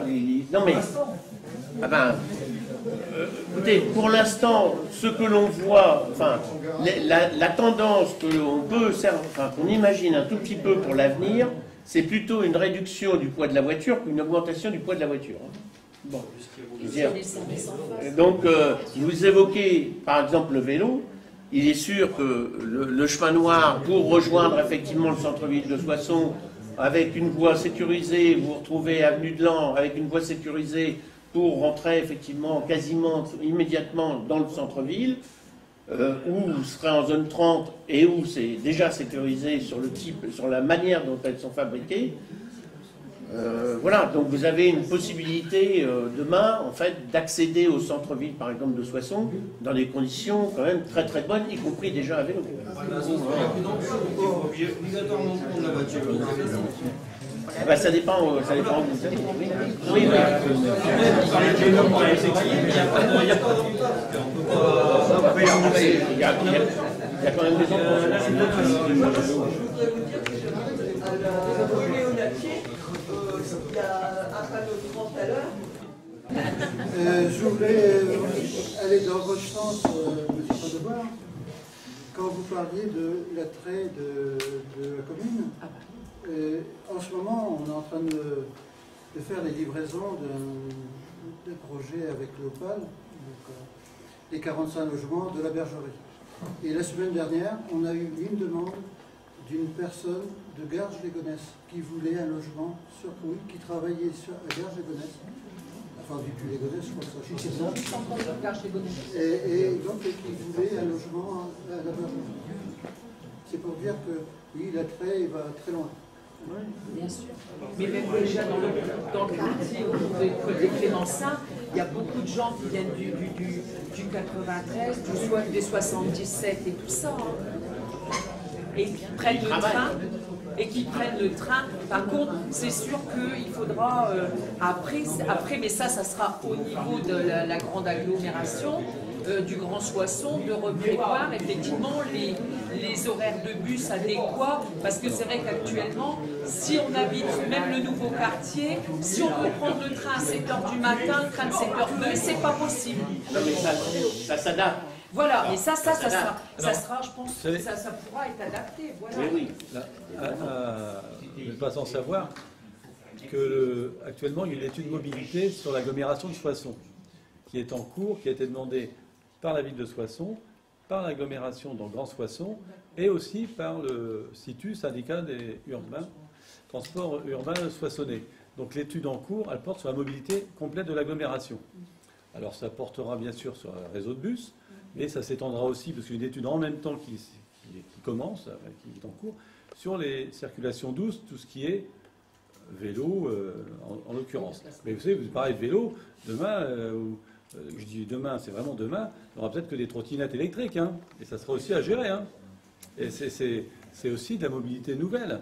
Donc on parle sur un projet phasé sur 20 ans. Donc vous dire aujourd'hui, ce sera des trottinettes électriques, ce sera peut-être d'autres modes de circulation. On a quand même la chance, faut peut-être, vous avez parlé tout à l'heure de l'ancienne voie ferrée qui n'est plus utilisée. Mais peut-être que ces empreintes industrielles, ces réserves foncières permettront des circulations douces ou adaptées. Rien n'empêche d'imaginer dans 10 ou 20 ans un bus électrique autonome qui soit une ceinture soissonnaise, qui évite d'avoir des bus de 50 places comme on nous reproche en zone urbaine. Peut-être que dans 20 ans, les quartiers seront desservis comme vous avez des bus qui desservent la banlieue parisienne ou la banlieue des grandes villes. On pourrait imaginer ce type de voie. Donc il faut surtout préserver le foncier pour que presque la génération future, elle puisse disposer de moyens de circulation facilités. Et là, vous avez la chance d'avoir... Moi, j'espère que se mettra vite en place la phase 1 et que dans la phase 1, on ira très vite pour donner l'empreinte du quartier. Je pense qu'on parle éco-quartier. Mais je pense que le quartier, sa signature principale, ce sera un quartier vert et bleu, j'oserais dire. De l'eau et du boisé. On parle de corridor vert, corridor bleu. C'est pour que la faune et la flore puissent évoluer. Si la première phase, elle est adossée à un étang, je tourne vers l'agglo, mais si l'étang est rapidement aménagé, au moins pour partie, sur les berges, comme on vous l'avait montré tout à l'heure, avec des berges aménagées, des berges qui donnent de l'ouverture au lieu d'avoir un étang fermé qui soit un étang ouvert, ça sera une belle signature pour la première phase de quartier, et ça permettra peut-être de faire comprendre, pas à vous ici, mais à tout le monde, que c'est vraiment de l'éco-quartier, que c'est quelque chose de nouveau pour l'agglomération pratiquement, que c'est une belle empreinte, et qu'on sort peut-être on peut mélanger de l'industriel, il y a la Saint-Gobain à côté, et qu'on peut avoir aussi de l'habitat nouveau. Donc c'est une chance. Je pense que Crouy a pris le risque de le faire. Nous, la CEDA, c'est une opération qui est intéressante parce qu'elle mêle un écoquartier en pleine zone urbaine. Vous avez parlé effectivement qu'il y a un agriculteur qui est encore là. Bon, avec l'agriculteur, tant qu'il pourra cultiver, il pourra cultiver. Maintenant, si demain les riverains nous disent qu'il faut qu'il cultive à 100 mètres, il ne pourra plus cultiver, c'est un autre problème. Et il faudra prévoir peut-être paysager différemment, peut-être la phase mettre de la jachère floristique pour le miel, je ne sais quoi, donc, et que peut-être les premiers riverains puissent prendre possession de ce qui sera une partie verte. Mais tout ça, c'est à construire ensemble. Ça se fait pas... c'est pas posé dans Crouy, c'est fait imprégner avec les gens de Crouy et les gens plus largement de l'agglomération. Et comme l'a dit Monsieur le maire, les gens qui viendront de l'extérieur aussi. Hein. Ça deviendra attractif. Voilà. Bon après, le seul bémol, c'est pas sur le coquartier, c'est qu'il faut aussi penser à l'aménagement des anciens quartiers dans les zones urbaines, c'est-à-dire qu'il y a des programmes d'aménagement et de requalification de l'habitat ancien dans Crouy comme dans Soissons, pour que ces quartiers neufs, on n'ait pas trop de déplacement de population qui quittent des logements où il y a des étages, où j'ai insalubre ou en mauvaise qualité de logement, pour aller vers des logements de très bonne qualité.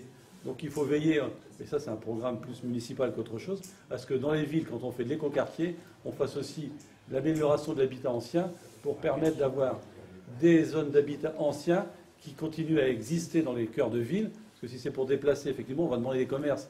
Mais si c'est pour enlever des gens qui habitent le vieux Crouy, j'oserais dire, avec une boulangerie autour, ça se dépeuple pour les mettre là, c'est pas le but. Donc il faut en même temps...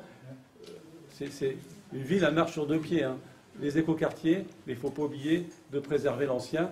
Mais je pense que c'est un souci que la municipalité doit avoir en tête et qu'elle pratique. Hein. Non, mais voilà. d'où ma remarque. C'est pas un programme, je ne me présente pas Crouy. D'où ma remarque, justement, tout à l'heure, sur le chemin vert, qui pourrait même, justement, partir déjà de... C'est pour ça, tout à l'heure, que j'ai parlé, justement, d'une liaison entre l'écoquartier, le quartier qui a été fait, et voire même... le square Saint-Laurent, qui donne dans l'avenue de Coucy, mais qui néanmoins passe en passant derrière, parce que ça passe derrière chez moi, et ça traverse la voie ferrée qui existe. C'est vrai qu'il y a des gamins au beau jour qui le font, avec des parents, mais je peux vous assurer que si on a une poussette, on ne peut pas. Même avec une poussette crosse, on ne peut pas. Hein. Et c'est vrai que c'est désagréable de prendre l'avenue de Coucy avec tous les camions, même si l'avenue est assez large, avec tous les camions, c'est quand même relativement désagréable de circuler, parce qu'à partir du moment où on arrive au niveau de chez la coiffeuse, qui est encore là, qui est le secteur Cuffy, et juste après chez la coiffeuse, c'est à nouveau Crouy, et c'est le début de la rue Léonatier, et là, il n'y a plus de trottoir, et on ne peut pas, même avec une poussette simple, on ne peut pas circuler.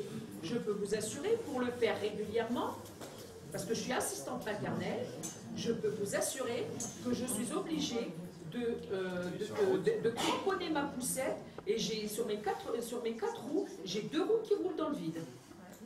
Et pour des raisons de sécurité, je ne veux pas descendre sur la voie. Non, mais vous avez parfaitement raison de projeter effectivement une vue plus... Voilà, et puis des cheminements qui sont plus... Même dès la première tranche, ça peut être quelque chose d'envisageable. Oui. Vous avez l'illustration. Il faut qu'on traite ça avec la commune. Mais je pense qu'effectivement, ça peut être envisageable. Je vous donne la raison. Hein, pourquoi il y a des tout petits trottoirs, des trottoirs qui font 30 cm. Et à côté de ça, vous avez des trottoirs immenses. C'est que Crouy était reconstruit en 1924-1925.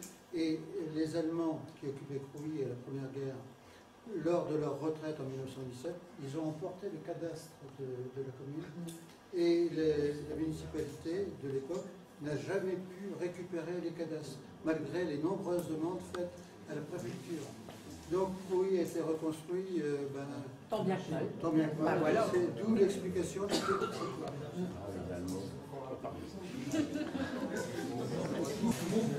inquiétude liée à la mobilité, liée au passage. Et après, c'est vrai que c'est une bonne chose d'être cette écoquartier. Moi, je suis voisin, j'habite dans un lotissement à côté des toilettes. Et le matin, quand je vais au travail direction de l'Isère, je m'arrête une fois sur les dessous. Parce qu'il y a un groupe de fait. Et en fait, c'est un peu cette impression qu'on a un peu la chasse avant les bœufs, et on va encore rajouter du flux. Alors, le chemin du Trésor Chevalier, on y revient, on n'a pas d'éléments factuels, je dirais, parce que actuellement, oui, ça va se faire Et 600 sont très importants. Et voilà, donc c'est vrai que ça permettrait déjà de désenclaver du côté de Soissons. Voilà, moi, surtout là, il y a beaucoup de jeunes qui se disent je suis content d'être directement là-bas. Lidl qui est juste derrière, en face de les chantiers, on va rester sur le bois vert, il y aura par exemple la voie de bois d'enculé. Je pense que c'est pas simplement pas la voie de passage, la voie de présence d'enculé. Je pense que des gens voudraient c'est une route de bois d'enculé. C'est ça, mais parce que nous allons avoir une concentration chez nous. Ça va générer de la circulation, ça va être problématique. Vous avez actuellement 400 logements qui sont bien en place. Et c'est le centre-ville. Il y a, comme le monsieur signalait tout à l'heure, il y a 4 possibilités pour rentrer dans le bourreau. C'est une voie en interne de la ville de Soissons. Ici, vous allez avoir des concentrations de 400 logements sur une zone beaucoup plus réduite, avec une seule voie. C'est sur 20 ans.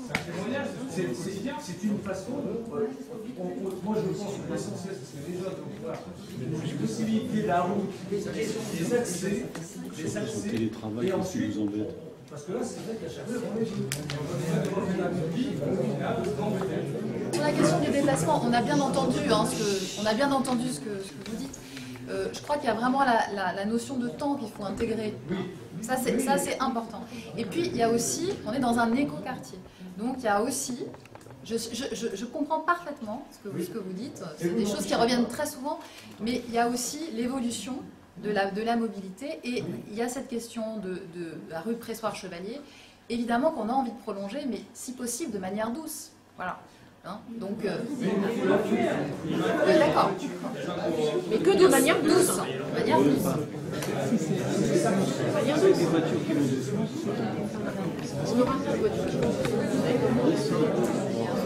Après, si ce n'est pas des habitations, ça coûte. Les gens, ils vont doucement s'il y a des habitations. Ils marquent les stationnements. Si vous n'avez pas d'habitation, les gens, ils vont vite. Et vous vous empêcherez jamais d'acheter. À terme, ça se passe À moins de mettre des... Une voie où il n'y a pas d'habitation. Est-ce qu'il y avait d'autres interventions souhaitées de personnes qui souhaitent... D'autres personnes souhaitent s'adresser à l'ensemble de l'Assemblée? Y a-t-il d'autres interventions? D'autres questions? En tout cas, on a bien entendu... Ah, oui. L'alimentation d'eau du quartier. Parce que déjà, dans le on a des gros problèmes au niveau de l'eau. Il n'y aura pas d'eau. L'alimentation en eau, il y a actuellement des travaux qui sont faits au niveau de la création d'un réservoir. Il en service. Ce qui est prévu, c'est une liaison en gros diamètre entre le gératoire Léonacier et la rue Général Paton. D'accord. Et les vieilles canalisations de pluie, on ne fait pas les faire non plus. On travaille sur ça. Il y a un peu de travailler dessus alors. On va augmenter les billes. Et nous là.